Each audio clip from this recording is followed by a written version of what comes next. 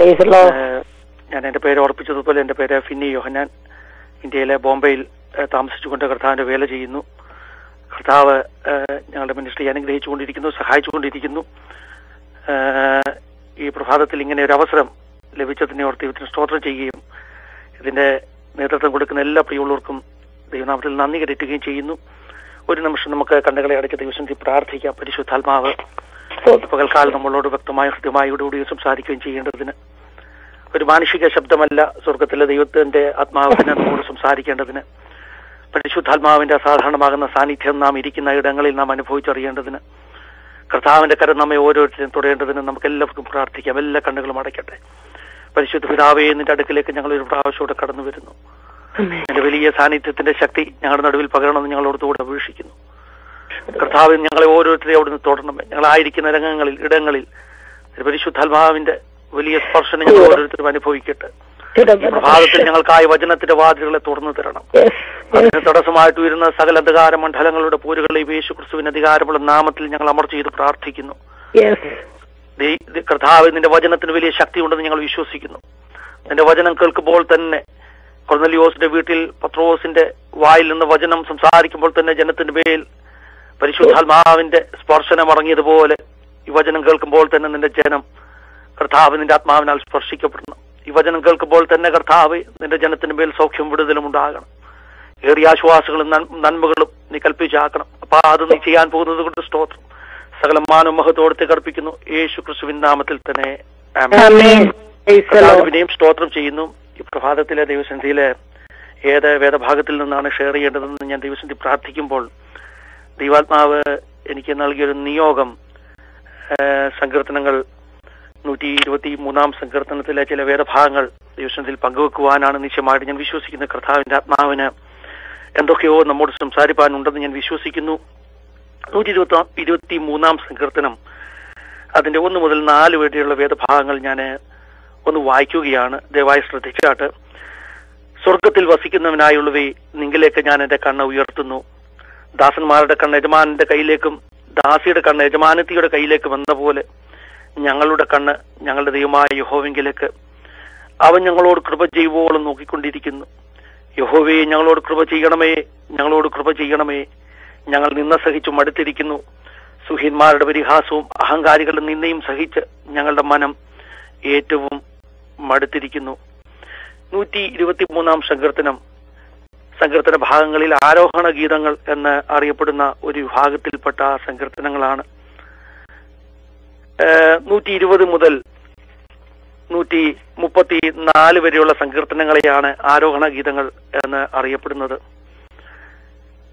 ഈ പാട്ടുകൾക്കുള്ള പ്രത്യേകത, ഒരു ട്രഡീഷണൽ വിശ്വാസം അനുസരിച്ച് യഹൂദന്മാർ അല്ലെങ്കിൽ ദ ജൂയിഷ് പീപ്പിൾ അവരുടെ കൂടാര പെരുന്നാളിന് വേണ്ടി അവര് ജെറുസലേം ദേവാലയത്തിലേക്ക് പോകുമ്പോൾ പാടിയിരുന്ന പാട്ടുകളാണ് 120 മുതൽ 134 വരെയുള്ള 15 സങ്കീർത്തനങ്ങൾ ആരോഹണ ഗീതങ്ങൾ എന്ന ഒരു ട്രഡീഷണൽ വിശ്വാസമുണ്ട്. ജെറുസലേം ദേവാലയത്തിലേക്ക് പോകുന്ന വഴിയിൽ ഉണ്ടായിരുന്ന 15 പടികളെ പ്രതിനിധാനം ചെയ്യുന്ന 15 സങ്കീർത്തനങ്ങളായി അതുകൊണ്ട് തന്നെ ഇതിനെ അറിയപ്പെട്ടിരുന്നു. അപ്പോൾ ചുരുക്കി പറഞ്ഞാൽ ഇതിന്റെ ഒരു പശ്ചാത്തലം, ജെറുസലേം ദേവാലയത്തിലേക്ക് കടന്നു പോകുന്ന ഒരു യഹൂദൻ അല്ലെങ്കിൽ ഒരു ദൈവ പൈതൽ, അവന് പാടിക്കൊണ്ടു പോകുന്ന ആ സങ്കീർത്തനത്തിന്റെ ഒരു ഭാഗമാണ് നാം വായിച്ചത്. ഇതിന്റെ ഓരോ സങ്കീർത്തനങ്ങളും തീമാറ്റിക്കാണ്, പ്രത്യേകമാകുന്ന ആശയങ്ങൾ ഉൾക്കൊള്ളുന്നതാണ്. പ്രത്യേകിച്ച് 120 സങ്കീർത്തനം, 121, 122, 123 ഈ സങ്കീർത്തനങ്ങൾ വായിച്ചാൽ ദേവാലയത്തിലേക്ക് കടന്നു പോകുന്ന ഒരു മനുഷ്യന്റെ മനസ്സിന്റെ ഉള്ളിലുള്ള ചിന്തകൾ, അതിന്റെ ആ ആശയത്തിന്റെ ഗ്രാജുവലായിട്ടുള്ള ഒരു പ്രോഗ്രസ് നമുക്ക് കാണുവാൻ കഴിയുന്നുണ്ട്. 120 സങ്കീർത്തനം കഷ്ടത അനുഭവിക്കുന്ന ഒരു ഭക്തന്റെ മനോരഥമാണ്. അവന്റെ മനസ്സിലെ വിഷമങ്ങൾ അവൻ പങ്കുവെക്കുകയാണ്. വ്യാജമുള്ള അധരങ്ങളും വഞ്ചനയുള്ള നാവും ഒക്കെ അവനെതിരായിട്ട് ഉയർന്നിരിക്കുന്നു. വീരന്റെ മൂർച്ചയുള്ള അസ്ത്രങ്ങൾ പൂവത്തിൻ കനലും തന്നെ. കേദാർ കൂടാരങ്ങളിൽ പാർക്കുന്നത് കൊണ്ട് എനിക്ക് അയ്യോ കഷ്ടം. സമാധാന ദേശയോടുകൂടെ പാർക്കുന്നത് എനിക്ക് മതിയായി. ഞാൻ സമാധാന പ്രിയനാകുന്നു എന്നാണ് 120 സങ്കീർത്തനത്തിൽ നാം കാണുവാനിടയായിത്തീരുന്നത്. അപ്പോൾ ദേവാലയത്തിലേക്ക് പോകുവാൻ തുടങ്ങുമ്പോൾ അവന്റെ മനസ്സിന്റെ ഉള്ളിലുള്ളത് ഒരു വളരെ ഡിസ്റ്റർബ്ഡ് ആയിട്ടുള്ള ഒരു സാമൂഹിക ജീവിതത്തെ കുറിച്ചുള്ള വേദനയാണ്. അവനായിരിക്കുന്ന സാഹചര്യങ്ങൾ തന്റെ സ്വസ്ഥതയെ കെടുത്തുന്നു. താനൊരു സമാധാനപ്രിയനാണ്, പക്ഷേ തന്റെ കൂടെ പാർക്കുന്ന അല്ലെങ്കിൽ താൻ ആയിരിക്കുന്ന സാഹചര്യങ്ങൾ തന്റെ സമാധാനത്തെ കെടുത്തുന്നതാണ്. പ്രിയമുള്ളവരെ, പലപ്പോഴും ദൈവസന്നിധിയിലേക്ക് നാം ഓടിയെത്തുമ്പോൾ കലുഷിതമാകുന്ന മനസ്സോട്, നിരാശ നിറഞ്ഞ മനസ്സോട്, ആകുലങ്ങൾ നിറഞ്ഞ മനസ്സോടുകൂടി ആയിരിക്കാം നാം ദൈവസന്നിധിയിലേക്ക് കടന്നു പോകുന്നത്. കർത്താവ്, നിന്റെ അടുക്കൽ അല്ലാതെ ഈ വിഷയങ്ങൾക്കൊരു പരിഹാരമില്ല. ഞാൻ സമാധാനപ്രിയനാണ്, അതുകൊണ്ട് ഞാൻ എന്റെ കണ്ണ് നിന്നിലേക്ക് ഉയർത്തുന്നു എന്ന് പറഞ്ഞാണ് നാം ദൈവസന്നിധിയിലേക്ക് കടന്നു ചെല്ലുന്നത്. അതുകൊണ്ട് തന്നെ 121 സങ്കീർത്തനം അതിന്റെ 2ാമത്തെ പടിയാണ്.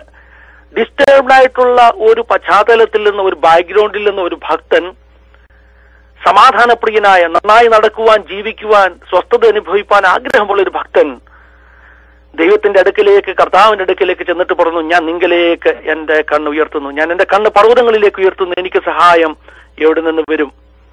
നോക്ക്, എന്റെ ജീവിതത്തിലെ അനുഭവങ്ങൾ വേദനിക്കുന്നതാണ്, പ്രശ്നങ്ങളുള്ളതാണ്. പക്ഷേ എനിക്കൊരു പ്രത്യാശയുണ്ട്. എനിക്ക് സഹായം വരുന്ന ഒരു പർവ്വതമുണ്ട്, എനിക്ക് വിടുതൽ നൽകുന്ന ഒരു പർവ്വതമുണ്ട്, എനിക്ക് വിടുതൽ നൽകുന്ന ഒരു കേന്ദ്രമുണ്ട്. അതുകൊണ്ട് ഞാൻ നിന്റെ അടുക്കിലേക്ക് വരികയാണ്. 122 സങ്കീർത്തനമാകുമ്പോൾ താന് പറയുന്നു, യഹോവയുടെ ആലയത്തിലേക്ക് പോകാമെന്ന് പറഞ്ഞപ്പോൾ, അവർ എന്നോട് പറഞ്ഞപ്പോൾ ഞാൻ സന്തോഷിച്ചു. എന്താ ഇതിന്റെ കാരണം? ഞാൻ പറഞ്ഞല്ലോ, ഡിസ്റ്റർബ്ഡ് ആയിട്ടുള്ള ഒരു സാമൂഹ്യ പശ്ചാത്തലം, പ്രതിസന്ധികൾ നിറഞ്ഞ ഒരു ജീവിത പശ്ചാത്തലം. അതിന്റെ നടുക്ക് കർത്താവിൽ നിന്നുള്ള വിടുതലല്ലാതെ മറ്റൊരാശ്രയമില്ല. കണ്ണ് സ്വർഗത്തിലേക്ക് ഉയർത്തുന്നു.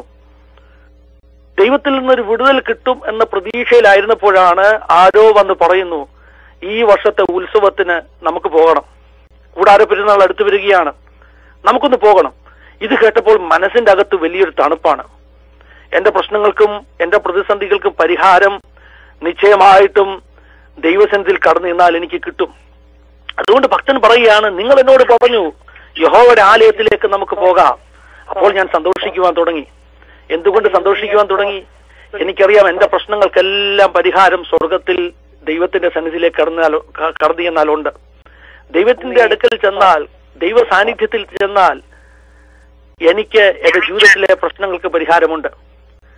പ്രിയമുള്ളവരെ, പലപ്പോഴും നമ്മുടെ ജീവിതത്തിലെ പ്രശ്നങ്ങളുടെ നടുവിൽ ചിലരെങ്കിലും നമ്മോട് പറഞ്ഞിട്ടുണ്ട്, നീ ആ പ്രാർത്ഥനയ്ക്ക് അറ്റൻഡ് ചെയ്യേ, നീ ആ യോഗത്തിന് പോകൂ, അല്ലെങ്കിൽ എന്തെങ്കിലും ഒരു സജഷൻ നിങ്ങളോട് തരുമ്പോൾ നിങ്ങളുടെ ഉള്ളിൽ ഇതുപോലൊരു തണുപ്പുണ്ടാകണം. കാരണം ദൈവം നമ്മോട് സംസാരിപ്പാൻ ആരെയോ ഒരാൾ നമ്മുടെ അടുക്കലേക്ക് അയച്ചതാണെന്നുള്ള ഒരു ബോധ്യം നമുക്കുണ്ടാകണം. കഴിഞ്ഞ ദിവസം ഞാൻ ജെറമ്യാ പ്രവാചകന്റെ പുസ്തകത്തിൽ നിന്ന് ദൈവം വീണ്ടും വീണ്ടും തന്റെ ദാസന്മാരെ അയച്ചു, again and again he saint his prophets എന്ന ഭാഗം വായിക്കുമ്പോൾ, വീണ്ടും വീണ്ടും ആവർത്തിച്ച് ദൈവം തന്റെ ദാസന്മാരെ ഇസ്രായേൽ ജനത്തോട് ദൂത് പറയാൻ അയക്കുന്നു എന്ന ഭാഗം വായിക്കുമ്പോൾ എന്റെ മനസ്സിനുള്ളിലേക്ക് പരിശുദ്ധാത്മാവ് ഒരു ചിന്ത നൽകുവാനിടയായി തീർന്നു. എന്തുകൊണ്ടാണ് ദൈവം പിന്നെയും പിന്നെയും തന്റെ സന്ദേശവാഹകരെ, തന്റെ മെസഞ്ചേഴ്സിനെ, തന്റെ ദൂതന്മാരെ, ഓർ ഹിസ് പ്രോഫറ്റ്സ്, അവന്റെ പ്രോഫറ്റ്സിനെ ദൈവം അയക്കുന്നത്? അതിനൊരു കാരണമുണ്ട്. ദൈവം ഇന്നും ജനത്തെ സ്നേഹിക്കുന്നു എന്നുള്ളതാണ് കാരണം. ആ വചനം വായിക്കുമ്പോൾ ദൈവാത്മാവിന്റെ ഉള്ളിൽ ഒരു ചിന്ത ഇപ്രകാരം നൽകുവാനിടയായി തീർന്നു. ദൈവം നമ്മെ തള്ളിക്കളഞ്ഞിട്ടില്ല എന്നതിന്റെ തെളിവാണ്, ദൈവത്തിന് ഇന്നും നമ്മോട് കരുണയുണ്ടെന്നുള്ളതിന്റെ തെളിവാണ് ആരെങ്കിലും ഒരു സന്ദേശവാഹകനെ, or a preacher, or a prophet, or a pastor with a special message, ഒരു പ്രത്യേക ദൂതുമായിട്ട്, he may be an ordinary pastor or an ordinary preacher, ഒരു സാധാരണക്കാരനാകുന്ന പ്രസംഗനാകാം, but with an extraordinary message, ഒരു അസാധാരണമാകുന്ന മെസ്സേജുമായി ദൈവം ചില ദൈവദാസന്മാരെ, ചിലരെ നമ്മുടെ അടുക്കിലേക്ക്, ചില ദൈവമക്കളെ നമ്മുടെ അടുക്കിലേക്ക് അയക്കുന്നതിന്റെ കാരണം നമ്മുടെ ജീവിത സാഹചര്യങ്ങൾ എന്തുമാകാം, പക്ഷെ ദൈവം ഇന്നും നമ്മോട് കരുണയുള്ളവനാണ്, അവൻ നമ്മെ തള്ളിക്കളഞ്ഞിട്ടുള്ള ഇല്ല എന്നുള്ളതിന്റെ തെളിവാണ്. ദൈവത്തിന് സ്തോത്രം ചെയ്യുന്നു. അപ്പൊ നോക്കണമേ, ആലയത്തിലേക്ക് പോകാമെന്ന് പറഞ്ഞപ്പോൾ ഞാൻ സന്തോഷിച്ചു. കാരണം എനിക്കറിയാം, ദൈവസന്നിധിയിൽ യഹോവയുടെ ആലയത്തിൽ മാത്രമാണ് എന്റെ പ്രശ്നങ്ങൾക്ക് പരിഹാരമുള്ളത്. മാത്രമല്ല, അതിന്റെ 2ാമത്തെ വാക്യം, 122 സങ്കീർത്തനത്തിന്റെ 2ാമത്തെ വാക്യത്തിൽ പറഞ്ഞിരിക്കുന്നു, യെരൂശലേമേ, ഞങ്ങളുടെ കാലുകൾ നിന്റെ വാതിലുകൾക്കകത്ത് നിൽക്കുന്നു. അപ്പൊ നോക്ക്, വീട്ടിൽ നിന്ന് ഇറങ്ങിയ ഭക്തൻ ജെറുസലേം പട്ടണത്തിലെത്തിയിരിക്കുന്നു. ആരാധനാലയത്തോട് അല്ലെങ്കിൽ ദൈവത്തിന്റെ സാന്നിധ്യത്തോട്, ആ കാലത്തിലെ ആ കോണ്ടെക്സ്റ്റിൽ നിന്ന് ചിന്തിച്ചാൽ ദൈവത്തിന്റെ ആലയത്തോട് വളരെ അടുത്തെത്തിയിരിക്കുന്നു. ഇപ്പൊ അവന്റെ ഉള്ളം സന്തോഷിക്കുകയാണ്. ഞങ്ങളുടെ കാലുകൾ നിന്റെ വാതിലുകൾക്കകത്ത് നിൽക്കുന്നു. മാത്രമല്ല ജെറുസലേം പട്ടണത്തിന്റെ മനോഹാരിത കണ്ടിട്ട് അവൻ പാടുകയാണ്, തമ്മിൽ ഇണക്കി പണിതിരിക്കുന്ന ജെറുസലേമേ, മനോഹരമാകുന്ന പട്ടണം, തമ്മിൽ ഇണക്കി പണിതിരിക്കുന്ന പട്ടണം, തമ്മിൽ ഇണക്കി പണിതിരിക്കുന്ന പട്ടണമാകുന്ന ജെറുസലേമേ, ഇതാ ഞങ്ങളുടെ കാലുകൾ നിന്റെ വാതിലുകൾക്കകത്ത് എത്തിയിരിക്കുന്നു. മൂന്നാമത്തെ പടിയിലേക്ക് ഭക്തൻ എത്തിയിരിക്കുകയാണ്. ദൈവത്തിന്റെ സന്നിധിയിലേക്ക് അടുത്ത് അവൻ വന്നിരിക്കുകയാണ്. മാത്രമല്ല ഈ 122 സങ്കീർത്തനത്തിലെ 1-2 ഭാഗങ്ങൾ ഇങ്ങനെ എഴുതിയിരിക്കുന്നു. അതിന്റെ 6-ാം വാക്യം വായിക്കുമ്പോൾ, യെരൂശലേമിന്റെ സമാധാനത്തിനായി പ്രാർത്ഥിപ്പീൻ, നിന്നെ സ്നേഹിക്കുന്നവർ സ്വൈര്യമായിരിക്കട്ടെ. ഭക്തൻ ഇപ്പോൾ ദൂരെ ഏതോ വിദൂര സ്ഥലത്ത് നിന്ന് ജെറുസലേം പട്ടണത്തിൽ എത്തിയിരിക്കുകയാണ്. ജെറുസലേം പട്ടണത്തെ കുറിച്ച് വേദപുസ്തകം പഠിപ്പിക്കുന്ന മഹാരാജാവിന്റെ പട്ടണമായി ജെറുസലേം എന്നാണ്. ഏതോ ഗ്രാമത്തിൽ നിന്ന്, ഏതോ പട്ടണത്തിൽ നിന്ന്, തങ്ങൾക്ക് വിഭാഗിച്ചു കൊടുത്ത ഗോത്രത്തിൽ നിന്നോ അല്ലെങ്കിൽ താങ്കൾ ചിതറിപ്പോയ പ്രവാസ ദേശത്തു നിന്നോ എവിടെ നിന്നോ കൂടാര പെരുന്നാൾ ആഘോഷിക്കുവാൻ വേണ്ടി വന്നിരിക്കുന്ന ഭക്തൻ ജെറുസലേമിന്റെ അകത്ത് കാല് വെച്ചിരിക്കുന്നു. അവൻ അവിടെ നിന്നുകൊണ്ട് പ്രാർത്ഥിക്കുകയാണ്, ജെറുസലേമേ, നിന്നെ സ്നേഹിക്കുന്നവർ സ്വൈര്യമായിരിക്കണം, നിന്റെ സമാധാനത്തിനായി പ്രാർത്ഥിക്കണം. പ്രിയമുള്ളവരെ, ഇതിന്റെ ആത്മീക അർത്ഥം ഒരു ദൂത് കൂടെ പറഞ്ഞ് ഞാൻ മുമ്പോട്ട് കടന്നു പോകാനാണ് ഈ പകൽക്കാലം ആഗ്രഹിക്കുന്നത്. എന്താ ജെറുസലേമിന് വേണ്ടി പ്രാർത്ഥിക്കുക എന്ന് പറഞ്ഞാൽ നമ്മെ സംബന്ധിച്ചിടത്തോളമുള്ള ഒരു പ്രാക്ടിക്കൽ ആപ്ലിക്കേഷൻ എന്ന് പറയുന്നത്? ഭൂമിയിലുള്ള ജെറുസലേം എന്ന് പറയുന്ന ഒരു പട്ടണത്തിന് വേണ്ടി പ്രാർത്ഥിക്കുക എന്നാണോ അതിന്റെ അർത്ഥം? നാം പലപ്പോഴും ജെറുസലേമിന്റെ സമാധാനത്തിന് വേണ്ടി പ്രാർത്ഥിക്കുന്നവരാണ്. മിഡിൽ ഈസ്റ്റ് സമാധാനത്തിന് വേണ്ടി നാം പ്രാർത്ഥിക്കുന്നവരാണ്. അത് തെറ്റാണെന്നല്ല ഞാൻ പറഞ്ഞത്. അത് അനുഗ്രഹമാണ്, നന്മയാണ്, നല്ലതാണ്. പക്ഷെ അതിലുപരിയായി ഒരു പുതിയ നിയമ ഭക്തൻ എന്ന നിലയിൽ നമ്മുടെ ജെറുസലേം, മീരയുള്ള ജെറുസലേം, അവൾ തന്നെ നമ്മുടെ അമ്മ എന്ന് പുതിയ നിയമം പഠിപ്പിക്കുന്നുവെങ്കിൽ ആക്ഷരികമായ ഒരു പട്ടണത്തെക്കാൾ നമ്മുടെ ജെറുസലേം എന്ന് പറയുന്നത് ദൈവസഭയാണ്. ഒരു ദൈവ പൈതൽ ദൈവസഭയ്ക്ക് വേണ്ടി പ്രാർത്ഥിക്കണം. ജെറുസലേം എന്ന ആക്ഷരിക പട്ടണത്തിന് വേണ്ടി പ്രാർത്ഥിക്കുന്നതിലും ഉത്സാഹം ദൈവസഭയ്ക്ക് വേണ്ടി പ്രാർത്ഥിക്കുവാനും മാത്രമല്ല അതിനെ സ്നേഹിക്കുവാനും കഴിയണം. ഹല്ലേലൂയ. ഈ കാലഘട്ടത്തിലെ ഒരു വളരെ പ്രധാനപ്പെട്ട ഒരു ആവശ്യമാണ് സഭയെ സ്നേഹിക്കുന്ന, നാം ആയിരിക്കുന്ന ഫെലോഷിപ്പിനെ, കൂട്ടായ്മയെ സ്നേഹിക്കുന്ന ദൈവമക്കൾ ദേശത്ത് എഴുന്നേൽക്കേണ്ടത് ആവശ്യമാണ്. ദൈവരാജ്യത്തോട് കൂറുള്ള, കിങ്ഡം ഓഫ് ഗോഡ്, ദൈവരാജ്യത്തോട് കൂറുള്ള ദൈവമക്കൾ എഴുന്നേൽക്കേണ്ടത് ആവശ്യമാണ്. അങ്ങനെ ഒരു ദൂത് പറഞ്ഞുകൊണ്ട് ഞാൻ മുമ്പോട്ട് കടന്നു വരട്ടെ. അപ്പോൾ ജെറുസലേം പട്ടണത്തിൽ എത്തിയിരിക്കുന്ന ഭക്തൻ 123 സങ്കീർത്തനമാകുമ്പോൾ താൻ പറയുകയാണ്, ദൈവമേ, ഞാൻ വലിയ പ്രതീക്ഷയോടുകൂടിയാണ് നിന്റെ അടുക്കലേക്ക് വന്നത്. എനിക്കറിയാം നിന്റെ സന്നിധിയിൽ നിന്നല്ലാതെ എന്റെ പ്രശ്നങ്ങൾക്ക് പരിഹാരമില്ല, എന്റെ ജീവിതത്തിലെ പ്രതിസന്ധികൾക്ക് നിന്റെ അടുക്കൽ നിന്നല്ലാതെ പരിഹാരമില്ല. ആലയത്തിലേക്ക് പോകാമെന്ന് പറഞ്ഞപ്പോൾ എന്റെ ഉള്ളമൊന്ന് തണുത്തു, എന്റെ ഉള്ളമൊന്ന് സന്തോഷിച്ചു. കാരണം I came here with a great expectation. ഒരു വലിയ പ്രതീക്ഷയോടുകൂടിയാണ് ഞാൻ ഇവിടെ വന്നിരിക്കുന്നത്. ഞാൻ പ്രത്യാശിക്കുന്നു എന്റെ പ്രശ്നങ്ങൾക്ക് നിന്റെ സന്നിധിയിൽ നിന്ന് പരിഹാരമുണ്ട്.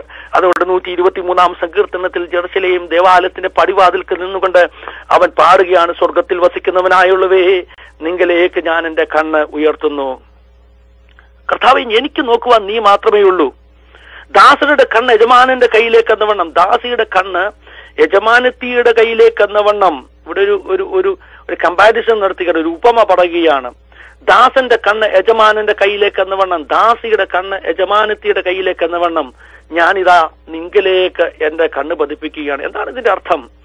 നമുക്ക് ഇതിനെ നമ്മുടെ നാട്ടിലെയോ ഗ്രാമത്തിലെയോ ഒക്കെ ഒരു പശ്ചാത്തലത്തിൽ നിന്ന് ചിന്തിച്ചാൽ നമുക്ക് കുറച്ചുകൂടെ ആ കാര്യം മനസ്സിലാകും. ഒരു വീട്ടിൽ ഒരു ആളിനെ എന്തെങ്കിലും ഒരു ജോലിക്ക് വേണ്ടി വിളിക്കുന്നു എന്ന് ചിന്തിക്കുക, കൂലിപ്പണിക്ക് വേണ്ടി വിളിക്കുന്നു. അവൻ വീട്ടിൽ വന്നു, പണി ചെയ്തു.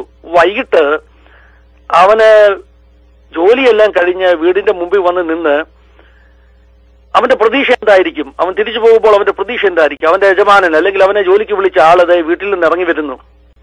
അവന്റെ കണ്ണ് എപ്പോഴും ആ വ്യക്തിയുടെ കയ്യിലേക്കായിരിക്കും. അവന്റെ പ്രതീക്ഷ ഇന്ന് രാവിലെ മുഴുവൻ ഞാൻ പണിയെടുത്തതാണ്, എനിക്കുള്ള പ്രതിഫലം ആ മടക്കി പിടിച്ചിരിക്കുന്ന കൈക്കകത്ത് എനിക്കുള്ള പ്രതിഫലമുണ്ട്. അവന്റെ കണ്ണെപ്പോഴും ആ യജമാനന്റെ കയ്യിലേക്കായിരിക്കും. അവൻ അറിയാം അവന്റെ കൂലി അതിനകത്തുണ്ട്, അവന്റെ അധ്വാനത്തിന്റെ ഫലം അതിനകത്തുണ്ട്.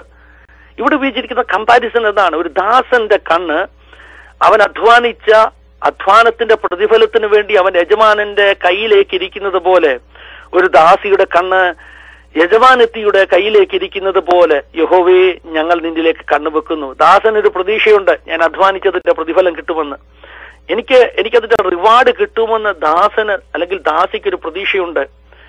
അതുപോലെ ഞങ്ങൾ കണ്ണുവെച്ചിരിക്കുന്നത് ലോകത്തിലെ ഏതെങ്കിലും ഒരു മനുഷ്യന്റെ കയ്യിലേക്കല്ല, നിന്റെ മേലാണ്, നിന്നിലേക്കാണ് ഞങ്ങൾ കണ്ണുയർത്തിയിരിക്കുന്നത്. എന്താ വ്യത്യാസം? ലോകത്തിലെ യജമാനന്മാർ പ്രതിഫലം മാറ്റാം, വഞ്ചിക്കാം, ചതിക്കാം, പറഞ്ഞ കൂലി തന്നില്ലെന്നിരിക്കാം, അല്ലെങ്കിൽ മാറ്റിവെച്ചെന്നിരിക്കാം.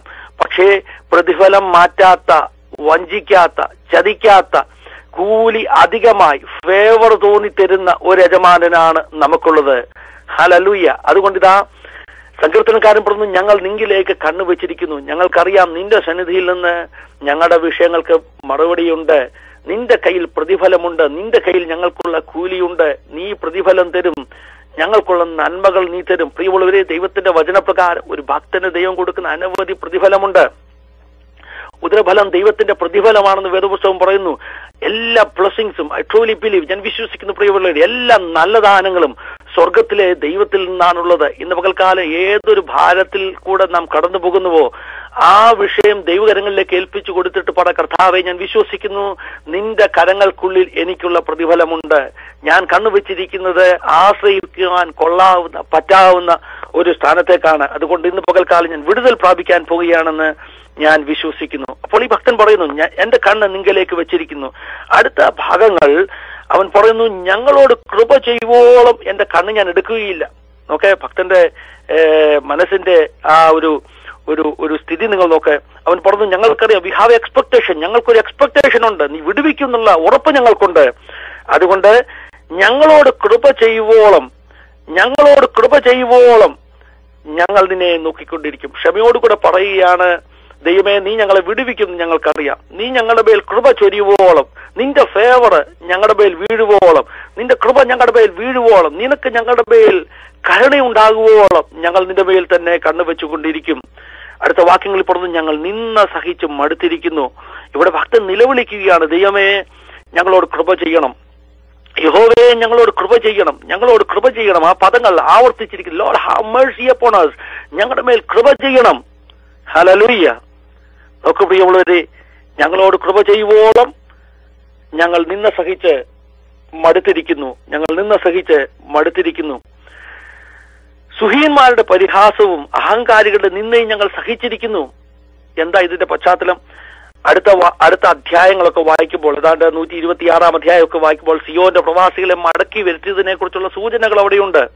അതിന്റെ അർത്ഥം ഈ സങ്കീർത്തനങ്ങളിൽ ചിലതെങ്കിലുമൊക്കെ പ്രവാസത്തിന് ശേഷം എഴുതിയ സങ്കീർത്തനങ്ങളാണ് എന്ന് പറഞ്ഞാൽ, വളരെ നിന്ദിക്കപ്പെട്ട ദേശങ്ങളിൽ നിന്ന് കൂടാര പെരുന്നാളിന് വന്നിട്ടുള്ള റെപ്രസെന്റേറ്റീവ്സ്, ആ ദേശത്തിന്റെ റെപ്രസെന്റേറ്റീവ്സ് ഒരു പക്ഷേ ഈ സങ്കീർത്തനം പാടുന്നവരുടെ കൂട്ടത്തിലുണ്ടാകാം. ബാബിലോണിലോ അസീറിയയിലോ ഈജിപ്തിലോ ചിതറിപ്പോയ ദേശങ്ങളിൽ നിന്നൊക്കെ വേദനയോടുകൂടെ വന്ന ചിലതെങ്കിലും ഇതിനകത്തുണ്ടാകാം. അവർ പറയുകയാണ്, ദൈവമേ ഞങ്ങളെക്കുറിച്ചുള്ള സ്വർഗീയ പദ്ധതികൾക്ക് വിരുദ്ധമായിട്ട് ജാതികളുടെ നടുവിൽ ഞങ്ങൾ നിന്ദയ്ക്ക് പാത്രമായിരിക്കുന്നു. യോവേൽ പ്രവാചകൻ പ്രവചിക്കുന്നത് പോലെ ജാതികളുടെ മുമ്പിൽ നിന്ദയ്ക്ക് പാത്രമായിരിക്കുന്നു. ദൈവമേ ഞങ്ങൾ പരിഹാസത്തിന് പാത്രമായിരിക്കുന്നു. ദൈവത്തിന് ഞങ്ങളെക്കുറിച്ചുള്ള പദ്ധതി ഇതായിരുന്നില്ല, ദൈവത്തിന് ഞങ്ങളെക്കുറിച്ചുള്ള പ്ലാൻ അതായിരുന്നില്ല. പക്ഷേ ഞങ്ങളെക്കുറിച്ചുള്ള ദൈവിക പദ്ധതിക്ക് വിരുദ്ധമായിട്ടുള്ള കാര്യങ്ങൾ ഞങ്ങളുടെ ജീവിതത്തിൽ സംഭവിച്ചിരിക്കുന്നു. അതുകൊണ്ട് ഞങ്ങൾ നിന്ന് സഹിച്ച് ഞങ്ങൾ മടുത്തിരിക്കുന്നു, ഞങ്ങൾ ഏറ്റവും ക്ഷീണിച്ചിരിക്കുന്നു. അപ്പോൾ നോക്കണമേ പ്രിയമുള്ളവരെ, നമ്മുടെ ജീവിതത്തിലെ നിന്ദകളെ മാറ്റുവാൻ, ദൈവസന്നിധിയിൽ നിന്ന് വിടുതൽ പ്രാപിപ്പാൻ ദൈവസന്നിധിയിലെത്തി നാം അവന്റെ കൃപയ്ക്കായി കരയട്ടെ. പ്രവാസങ്ങളെ ദൈവം മാറ്റും, നിന്ദകളെ ദൈവം മാറ്റും. യോവേൽ പ്രവാചകനിലൂടെ പ്രവചിക്കുന്നത് പോലെ, ഞാൻ ഇനിയും നിങ്ങളെ ജാതികളുടെ മുമ്പിൽ നിന്നയാക്കി വെക്കുകയില്ല. നിന്ദകളിൽ നിന്ന് ദൈവം നമുക്ക് വിടുതൽ കൽപ്പിച്ചാക്കുവാൻ വിശ്വസ്തനാണ്. അതുകൊണ്ട് ദൈവത്തിന്റെ കരുണയ്ക്ക് വേണ്ടി നാം നിലവിളിക്കട്ടെ, ഉറച്ചു നിലവിളിക്കട്ടെ. പലപ്പോഴും നാം ഓർക്കും, കരയുക എന്നുള്ളത് ബലഹീനതയുടെ ലക്ഷണമാണെന്ന്. ഹല്ലേലൂയ. നിങ്ങൾ എന്നെ കേൾക്കുന്നുണ്ടല്ലോ അല്ലേ? Hallelujah. Praise the Lord. Hello, praise the Lord. യാ,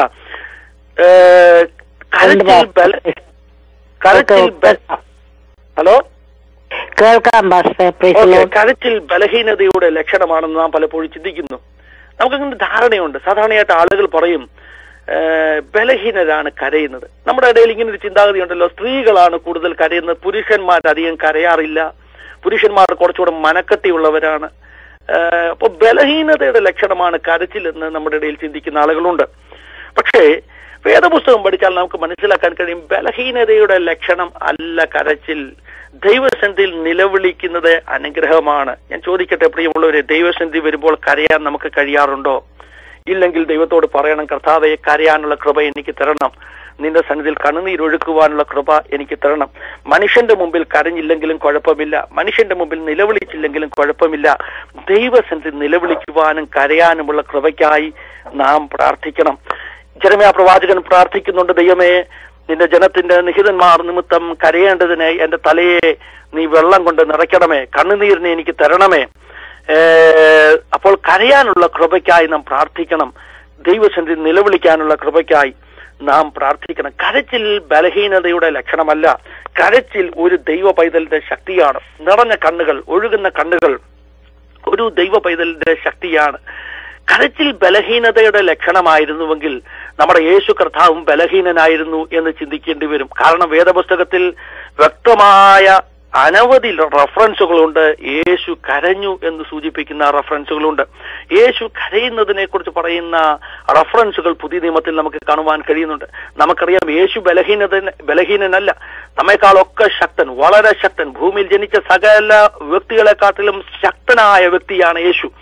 യേശു കരഞ്ഞു എന്ന് പറഞ്ഞാൽ അതിന്റെ അർത്ഥം യേശു ബലഹീനനാണെന്നല്ല. ഹല്ലേലൂയ. പക്ഷേ കരച്ചിൽ, കണ്ണുനീര് വളരെ സ്വാഭാവികവും മാനുഷികവുമാകുന്ന ഒരു പ്രതിഭാസമാണ്. അത് നമുക്ക് അനുഗ്രഹമാണെന്ന് മനസ്സിലാക്കണം. ലാസറിന്റെ കല്ലറയ്ക്കൽ നിന്ന് യേശു കരഞ്ഞു. മറ്റുള്ളവരുടെ ദുഃഖം കണ്ടപ്പോൾ യേശു കരവാനിടയായി തീർന്നു. അതുപോലെ തന്നെ നാം കാണുന്നത് ജെറുസലേം പട്ടണത്തിലേക്ക് ആർത്ത് ആഘോഷിച്ച് സംഗീതം പാടി നൃത്തം ചെയ്തു വരുന്ന ഒരു കൂട്ടത്തോടൊപ്പം കഴുതക്കുട്ടിയുടെ പുറത്ത് കയറി വരുന്ന യേശു ജെറുസലേം പട്ടണത്തിന്റെ അകത്ത് പ്രവേശിച്ചപ്പോൾ പട്ടണത്തെ കണ്ട് യേശു കരവാനിടയായി തീർന്നു. നോക്കണമേ, ആഘോഷിക്കുന്ന ജനക്കൂട്ടത്തിന്റെ നടുവിൽ, പാടുന്ന ജനക്കൂട്ടത്തിന്റെ നടുവിൽ, all were singing and hallelujah, എല്ലാവരും പാടുകയും ആഘോഷിക്കുകയും നൃത്തം ചെയ്യുകയും ചെയ്യാണ്. അതിന്റെ ഇടയിൽ ഒരുവൻ കരയുക എന്ന് പറഞ്ഞാൽ അത് അല്പം ഓടല്ലേ, അല്പം പിന്നെ യോജിച്ചു പോകാത്ത കാര്യമല്ലേ? നോക്ക് എന്താ അതിന്റെ അർത്ഥം. ഹല്ലേലൂയ. യേശു പട്ടണത്തെ നോക്കി കരഞ്ഞു. എല്ലാവരും സന്തോഷിക്കുകയാണ്, എല്ലാവരും ചിരിക്കുകയാണ്, എല്ലാവരും ആഹ്ലാദിക്കുകയാണ്, പാട്ടുപാടുകയാണ്. അവർ ജെറുസലേം പട്ടണത്തിന്റെ മഹത്വത്തെ കുറിച്ച് അവരുടെ മനസ്സിൽ ധാരണകളുണ്ട്. യേശുവിന്റെ ശിഷ്യന്മാർ തന്നെ ആ അവസാന ആഴ്ച ജെറുസലേം ദേവാലയത്തെ ചൂണ്ടിക്കാണിച്ചുകൊണ്ട് അതിന്റെ പണിയെക്കുറിച്ച് ഭംഗിയുള്ള വാക്കുകൾ ഉപയോഗിച്ച് മഹത്വപ്പെടുത്തുന്നത് നമുക്ക് കാണുവാനിടയായി തീർന്നു. എല്ലാവരും സന്തോഷിക്കുന്നു, എല്ലാവരും ചിരിക്കുന്നു, പക്ഷേ യേശു കരയുന്നു. എന്താ കാരണം എന്നറിയാമോ? എല്ലാവരും സന്തോഷിക്കുന്നത്, എല്ലാവരും പാടുന്നത് പ്രസന്റ് സിറ്റുവേഷൻ കണ്ടാണ്. ഇന്നത്തെ സന്തോഷങ്ങൾ, ഇന്നത്തെ ആഹ്ലാദങ്ങൾ, ഇന്നത്തെ സ്ഥിതികൾ കണ്ട് അതിൽ സന്തോഷിച്ചാണ് എല്ലാവരും പാടുന്നത്. പക്ഷേ യേശു പട്ടണത്തെ നോക്കിയപ്പോൾ പട്ടണത്തിന്റെ ഫ്യൂച്ചർ യേശു കണ്ടു. യേശുവിനറിയാം ഇന്ന് തമ്മിൽ ഇണക്കിപ്പെടുന്ന പട്ടണമാകുന്ന ജെറുസലേം, അല്ലെങ്കിൽ മനോഹരമാകുന്ന ജെറുസലേം ദേവാലയം ഉയർന്നു നിൽക്കുന്ന ജെറുസലേം പട്ടണം, ആ പട്ടണത്തിന്റെ ഫ്യൂച്ചറിനെ കണ്ടിട്ട് യേശു കരവാനിടയായി തീർന്നു. ഞാൻ പറഞ്ഞതിന്റെ ചുരുക്കം, മറ്റുള്ളവർക്ക് വേണ്ടി കരയാൻ യേശു തയ്യാറായിരുന്നു. പട്ടണത്തിന്റെ ഭാവി പ്രവചന ആത്മാവിൽ കണ്ട്, അല്ലെങ്കിൽ വെളിപ്പാടിൽ കണ്ട് കരയാൻ യേശു തയ്യാറായിരുന്നു. യേശു പട്ടണത്തെ നോക്കിക്കരഞ്ഞു. പ്രിയമുള്ളവരെ, ഒരു ദൂത് ഞാൻ ഇടയ്ക്ക് പറയട്ടെ. പ്രസന്റ് സിറ്റുവേഷൻ എല്ലാം നല്ലതായിരിക്കുമ്പോൾ തന്നെ ഭാവിയെ ദൈവാത്മാവിൽ കണ്ട്, ദർശനത്തിൽ, വെളിപ്പാടിൽ, ദൈവികമാകുന്ന റെവലേഷനിൽ അതിനെ കണ്ട് കരവാൻ ചിലർ പട്ടണങ്ങൾക്ക് വേണ്ടി ഉണ്ടാകണം. മുൻപോട്ട് വരട്ടെ. പിന്നെയും യേശു ഗത്സമന തോട്ടത്തിൽ വെച്ച് കരയുന്നു, ക്രൂശിൽ വെച്ച് അവൻ നിലവിളിക്കുന്നു. എബ്രായ ലേഖനത്തിൽ നാം ഇങ്ങനെ ഒരു വചനം വായിക്കുന്നു, യേശു ഉറച്ച നിലവിളിയോട് കഴിഞ്ഞു, പ്രാണഭയത്തോട് നിലവിളിച്ചു. ആ ഉറച്ച നിലവിളി എന്നുള്ള വാക്കിന്റെ അർത്ഥം എന്താണെന്നറിയാമോ? അതൊരു സാധാരണ കരച്ചിലൊന്നുമല്ല. മറ്റ് ശിഷ്യന്മാരെയൊക്കെ അല്പം ദൂരത്ത് മാറ്റിയിരുത്തി, ഒരു കല്ലേറ് ദൂരം അവരെ മാറ്റിയിരുത്തി ഒറ്റയ്ക്ക് താൻ മാറിയിരുന്നിട്ട് ഉറച്ച നിലവിളിയോട് താൻ കരവാനിടയായി തീർന്നു. അപ്പോൾ നിലവിളിക്കുക, കരയുക എന്ന് പറയുന്നത് ബലഹീനതയുടെ ലക്ഷണമല്ല. ദൈവസന്നിധി ചെല്ലുമ്പോൾ നാം കരയണം, നിലവിളിക്കണം, കർത്താവിന്റെ കാല് പിടിച്ചിട്ട് പറയണം, കർത്താവേ നീ എന്നെ അനുഗ്രഹിച്ചിട്ടല്ലാതെ ഞാൻ നിന്നെ വിടുകയില്ല. യാക്കോബ് അതാണ് ചെയ്തത്. യാബോക്കിന്റെ കടയിൽ വെച്ച് അവൻ ദൂതനോട് മല്ല് കെട്ടിയെന്ന് ഉൽപ്പത്തി പുസ്തകത്തിൽ നാം വായിക്കുന്നു. എന്നാൽ ഹോശേയ 12-ാം അധ്യായം വായിക്കുമ്പോൾ അതിന്റെ ശരിയായ പിക്ചർ നമുക്ക് അവിടെയാണ് കിട്ടുന്നത്. എങ്ങനെയാണ് മല്ല് കെട്ടിയത്? യാക്കോബിന്റെ കായിക ശേഷി കൊണ്ട്, അവന്റെ കൈയുടെ ബലം കൊണ്ടല്ല അവൻ മല്ല് കെട്ടിയത്. മറിച്ച് ഹോശേയ പറയുന്നു, അവൻ കരഞ്ഞ് അവനോട് നിലവിളിച്ചു എന്ന് പറഞ്ഞാൽ കയറി കാല് പിടിച്ചിട്ട് പറഞ്ഞു, ദൈവമേ നീ എന്നെ അനുഗ്രഹിച്ചിട്ടല്ലാതെ ഞാൻ നിന്നെ വിടുകയില്ല എന്ന് പകൽക്കാലം ഓർപ്പിക്കട്ടെ. ദൈവസന്നിധിയിൽ വരുമ്പോൾ നാം എത്ര വലിയ ആളാകാം, എത്ര സ്റ്റാറ്റസ് ഉള്ള ആളാകാം, എത്ര മഹാനാകാം, പക്ഷെ ദൈവസന്നിധി വരുമ്പോൾ നിന്റെ ഉള്ളം പൊട്ടണം. അടുത്തിരിക്കുന്നത് ആരെന്നറിയാതെ നിന്റെ കണ്ണുകൾ നിറഞ്ഞൊഴുകണം. ദൈവസന്നിധി വരുമ്പോൾ പറയണം, I don't care who is sitting hallelujah with me here. എന്റെ കൂടെ ആരായിരിക്കുന്നു എന്നുള്ള ഞാൻ കെയർ ചെയ്യുന്നില്ല. എനിക്ക് ഒറ്റയൊരു ആഗ്രഹമേ ഉള്ളൂ, ഞാൻ സർവശക്തനായ ദൈവത്തിന്റെ സന്നിധിയിലാണ്. എന്നെ വിടുവിക്കുവാൻ കഴിയുന്ന എന്റെ യഥാർത്ഥ യജമാനന്റെ സന്നിധിയിലാണ്. ഇവിടെ നിന്ന് മാത്രമേ എനിക്ക് വിടുതലുള്ളൂ. അതുകൊണ്ട് ദൈവസന്നിധി നിലവിളിക്കുവാൻ തുടങ്ങട്ടെ. കരയുന്ന ഭക്തന് വേണ്ടി പ്രവർത്തിക്കുന്ന ദൈവം അവൻ നിശ്ചയമായിട്ട് പ്രവർത്തിക്കുവാൻ ഇടയായിത്തീരും. വേദപുസ്തക ചരിത്രത്തിൽ അനേക ദൈവമക്കൾ കണ്ണുനീരിലൂടെ വിടുതൽ പ്രാപിച്ച് നമുക്ക് കാണുവാൻ കഴിയുന്നുണ്ട്. ആ ലിസ്റ്റ് വളരെ വലുതാണ്. അതുകൊണ്ട് ആ ഭാഗത്തേക്ക് ഞാൻ കടക്കുവാൻ ആഗ്രഹിക്കുന്നില്ല. പക്ഷെ എന്റെ ചിന്തയ്ക്ക് വളരെ ശക്തമായി ഈ ദിവസങ്ങളിൽ വിഷയഭവിക്കുന്ന രണ്ടുപേരെ വേഗത്തിൽ ഞാൻ ചൂണ്ടിക്കാണിക്കുവാൻ ആഗ്രഹിക്കുന്നു. അതിൽ ഒന്നാമത്തെ വ്യക്തി യോന എന്ന് പറയുന്ന പ്രവാചകനാണ്. പിന്മാറ്റക്കാരനായ ഒരു പ്രവാചകൻ എന്ന് നമുക്ക് വേണമെങ്കിൽ വിളിക്കാവുന്ന, അല്ലെങ്കിൽ ജീവിതത്തിലെ ദർശനങ്ങളിൽ നിന്ന് വെളിപ്പാടുകളിൽ നിന്ന് കുറെ നേരത്തേക്കെങ്കിലും അല്പം ദൂരെ പോയ ഒരു വ്യക്തിയായി നമുക്ക് കാണുവാൻ കഴിയുന്ന ഒരു പ്രവാചകൻ. പക്ഷേ യോനയുടെ പുസ്തകം 2-ാം അധ്യായം യോനയുടെ അനുതാപത്തിന്റെ സങ്കീർത്തനമാണ്. യോന തന്റെ സങ്കീർത്തനം പാടുമ്പോൾ ഈ സങ്കീർത്തനത്തിന് വളരെ പ്രത്യേകതയുണ്ട്. യോനയുടെ പുസ്തകം 2-ാം അധ്യായത്തിന് വളരെ പ്രത്യേകതയുണ്ട്. എന്താ ഇതിന്റെ പ്രത്യേകത എന്നറിയാമോ?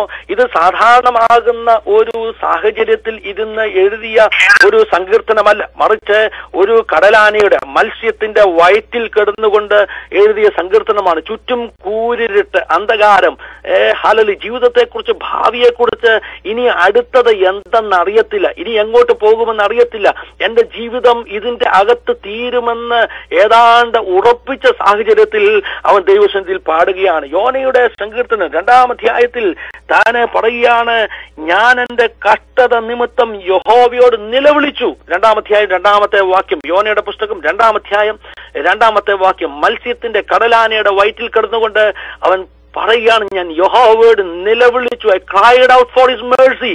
അവന്റെ കരുണയ്ക്ക് വേണ്ടി ഞാൻ നിലവിളിച്ചു. ഞാൻ ഹല്ലേലൂയ അയ്യം വിളിച്ചു. ഞാൻ പാതാളത്തിന്റെ വയറ്റിൽ നിന്ന് അയ്യം വിളിച്ചു. എന്റെ നിലവിളി അവൻ കേട്ടു. നോക്കണമേ, പാതാളത്തിന്റെ വയറ്റിൽ നിന്ന്. എന്താ ഇതിന്റെ അർത്ഥം എന്നറിയാമോ? ഹല്ലേലൂയ 139-ാം സങ്കീർത്തനത്തിൽ നാം കാണുന്നുണ്ട്, ഞാൻ സമുദ്രത്തിന്റെ ആഴത്തിൽ പോയാൽ നീ അവിടെ ഉണ്ട്. ഹല്ലേലൂയ. സങ്കീർത്തനകാരൻ 139-ാം സങ്കീർത്തനം എഴുതിയ ദാവീദിന്റെ ജീവിതത്തിൽ അങ്ങനെ ഒരു പേഴ്സണൽ എക്സ്പീരിയൻസ് ഉണ്ടായിട്ടില്ല.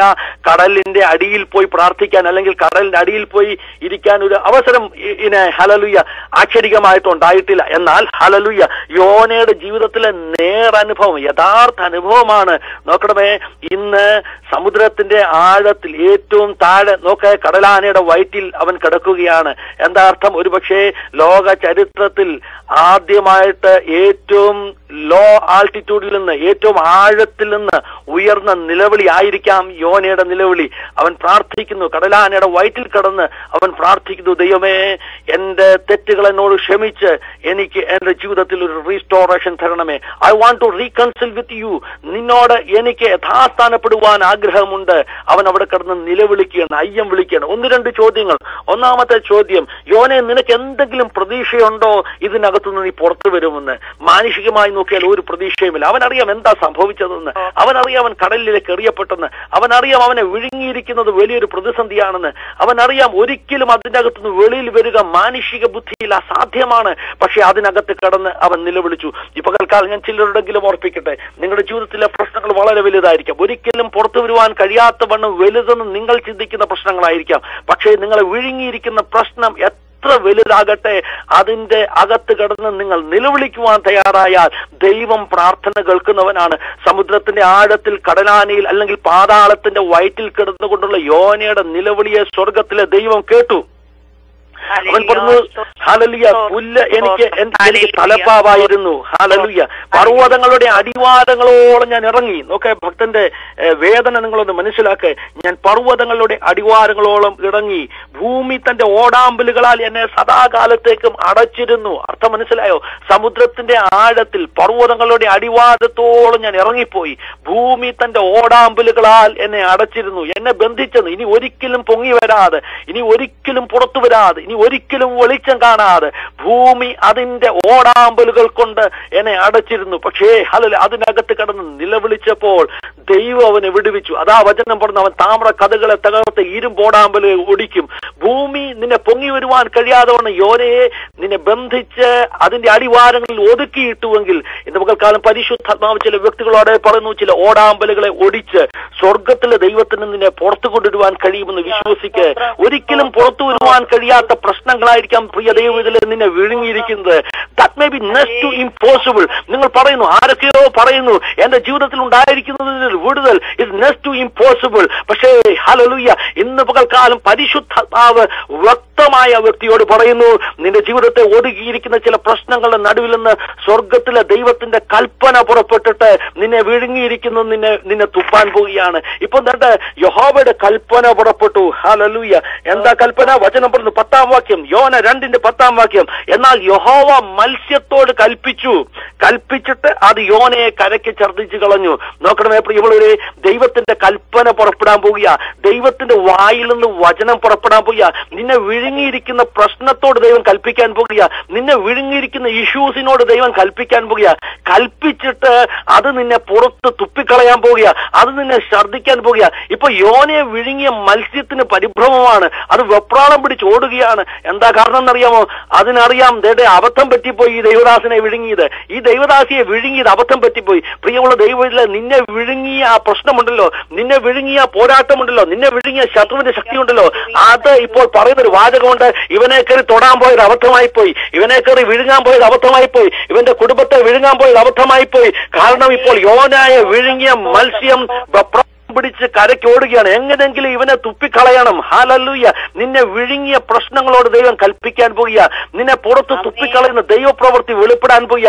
നിന്നെ ഒതുക്കിയ ഹല്ലേലൂയ സാഹചര്യങ്ങളിൽ നിന്ന്, നിന്നെ അടിച്ചമർത്തിയ സാഹചര്യങ്ങളിൽ നിന്ന്, പർവ്വതത്തിന്റെ അടിവാരങ്ങളോളം എത്തിയ ഭൂമിയുടെ അടിത്തട്ടിൽ ഓടാമ്പലുകളാൽ ബന്ധിക്കപ്പെട്ട ജീവിത സാഹചര്യങ്ങളിൽ നിന്ന് ചില വ്യക്തികളെ ദൈവാത്മാവിന്റെ ശക്തിയാൽ, കർത്താവിന്റെ വായിലെ കൽപ്പനയാൽ അവരെ വിഴുങ്ങിയ പ്രശ്നങ്ങൾ അവരെ തുപ്പിക്കളയാൻ പോവുകയാണെന്ന് ഇന്ന് പകൽക്കാലം പരിശുദ്ധാത്മാവ് ദൂത് പറയുന്നു. ഈ ദൂത് ഏറ്റെടുത്താട്ട്, ഈ ദൂത് കേൾക്കുമ്പോൾ പറയണം, ഇത് എനിക്കുള്ള ദൂത. ഇന്ന് രാവിലെ പരിശുദ്ധാത്മാവ് എന്നോടാ സംസാരിക്കുന്നത്, അതുകൊണ്ട് ഞാനത് ഏറ്റെടുക്കാൻ പോകുക. പ്രിയമുള്ളവര്, ബോംബെയിലുള്ള ഞങ്ങളുടെ ചർച്ചിൽ ആര് ദൈവവചനം വന്ന് സംസാരിച്ചാലും, ദൈവദാസന്മാർ സംസാരിച്ചാലും ഞാൻ ചെയ്യുന്ന ഒരു പതിവുണ്ട്.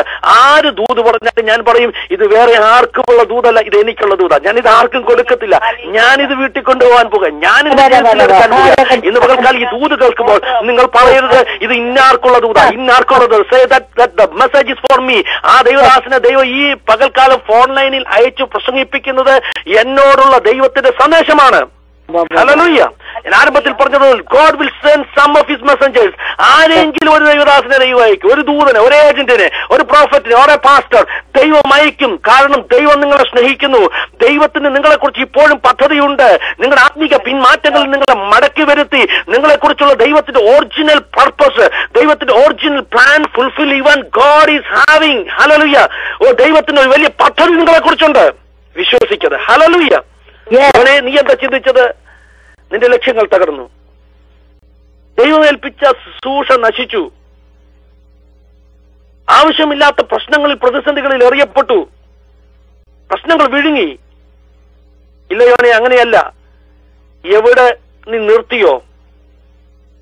എന്തായിരുന്നു നിന്നെക്കുറിച്ചുള്ള ഒറിജിനൽ പ്ലാൻ? അതിലേക്ക് ഞാൻ നിന്നെ കൊണ്ടുപോകാൻ പോവുകയാണ്. നിന്നെക്കുറിച്ച് ദൈവത്തിനൊരു വലിയ പദ്ധതിയുണ്ട്. ആരോട് ദൈവാത്മാവി പകൽക്കാലം പറയുന്നു? സഹോദരൻ, നിന്നെക്കുറിച്ച് ദൈവത്തിന് വലിയ പദ്ധതിയുണ്ട്. നീ വിഴുങ്ങപ്പെട്ടിരിക്കുന്ന വ്യക്തിയാണ്. നാളുകളായി നീ മുട്ടിപ്പായി പ്രാർത്ഥിക്കുന്നു. ഒരു വ്യക്തിയോട് പരിശുദ്ധം വ്യക്തമായി പറഞ്ഞു 7 വർഷങ്ങളായി നീ പ്രാർത്ഥിക്കുന്ന ചില വിഷയങ്ങൾ, വിഴുങ്ങിയിരിക്കുന്ന ചില വിഷയങ്ങളിൽ നിന്ന് നിനക്ക് പുറത്തു വരുവാൻ കഴിയാതെ വന്ന് നീ ഞരങ്ങുകയാണ്. എന്നാൽ സ്വർഗത്തിലെ ദൈവം പറയുന്നു, നിന്റെ വിഴുങ്ങിയ പ്രശ്നങ്ങൾ നിന്നെ തുപ്പാൻ പോകുക. നിന്നെക്കുറിച്ച് സ്വർഗം കണ്ട ഒറിജിനൽ പ്ലാനിലേക്ക് നിന്നെ മടക്കി വരുത്താൻ പോകുക. ഹല്ലേലൂയ. കാരണം യോനയ്ക്ക് വേണ്ടി ഇടങ്കയും വലങ്കയും തിരിച്ചറിയാത്ത ഒരു പട്ടണം കാത്തിരുന്നത് പോലെ നീ ചെന്ന് സുവിശേഷം പറഞ്ഞിട്ട് വിടുവിക്കപ്പെടുവാൻ അനേകരുണ്ട്. നീ ചെന്ന് വചനം പറഞ്ഞിട്ട് വിടുവിക്കപ്പെടുവാൻ പട്ടണങ്ങൾ നിനക്ക് വേണ്ടി കാത്തിരിക്കുന്നു. ഹല്ലേലൂയ. ഷതുല റാംതുന. വീണ്ടും പരിശുദ്ധ ഓടെ ഓടിക്കാത്തവൻ, പുകയുന്ന തിരിയെ കെടുത്തിക്കളയാത്തവൻ, മൽക്കാന്തുന രഗതക ഷതുലേ റബ്സുൽ. വലിയ മാറ്റം ഉണ്ടാക്കാൻ പോവുക. ഷതുലേ റാംതുന. നിന്റെ ചതഞ്ഞ അവസ്ഥകൾ നിന്നെ അവൻ ശക്തിപ്പെടുത്തുവാൻ പോവുകയാണ്. നിന്റെ ഭവനത്തിലെ ആത്മീയ അന്തരീക്ഷത്തെ അവൻ മാറ്റുവാൻ പോവുകയാണ്. കഴിഞ്ഞ 7 വർഷങ്ങളായി നിലവിളിക്കുന്ന ചില നിലവിളികൾക്ക് മറുപടി വരുവാൻ പോവുകയാണെന്ന് പരിശുദ്ധാത്മാവ് ഒരു വ്യക്തിയോടായി കൽപ്പിച്ചു. ദൈവം കൽപ്പിക്കാൻ പോവുകയാണ്. സഹോദര സഹോദരി, ദൈവം കൽപ്പിക്കാൻ പോവുകയാണ്. ഈ പ്രഭാത സമയത്ത് ദൈവത്തിന്റെ കൽപ്പന പുറപ്പെടാൻ പോകുക. നിന്റെ ജീവിതത്തെ വിഴുങ്ങിയ ചിലതിനോട് അത് നീ തുപ്പിക്കളയാൻ പോകുക. നിന്റെ ജീവിതത്തിൽ ഒരു വലിയ വിടുതൽ വെളിപ്പെടാൻ പോവുകയാണ്. ഹല്ലേലൂയ. രണ്ടാമത്തെ ഒരു വ്യക്തി എന്ന് പറഞ്ഞാൽ ഹിസ്കിയാ രാജാവാണ്. നമുക്ക് വളരെ അറിയാവുന്ന ഒരു വ്യക്തി. നാം ചിലപ്പോഴൊക്കെ പ്രാർത്ഥിക്കുമ്പോൾ പറയും, ഹല്ലേലൂയ, കഷ്ടതയും നിന്ദയുമുള്ള കാലമാണിത്.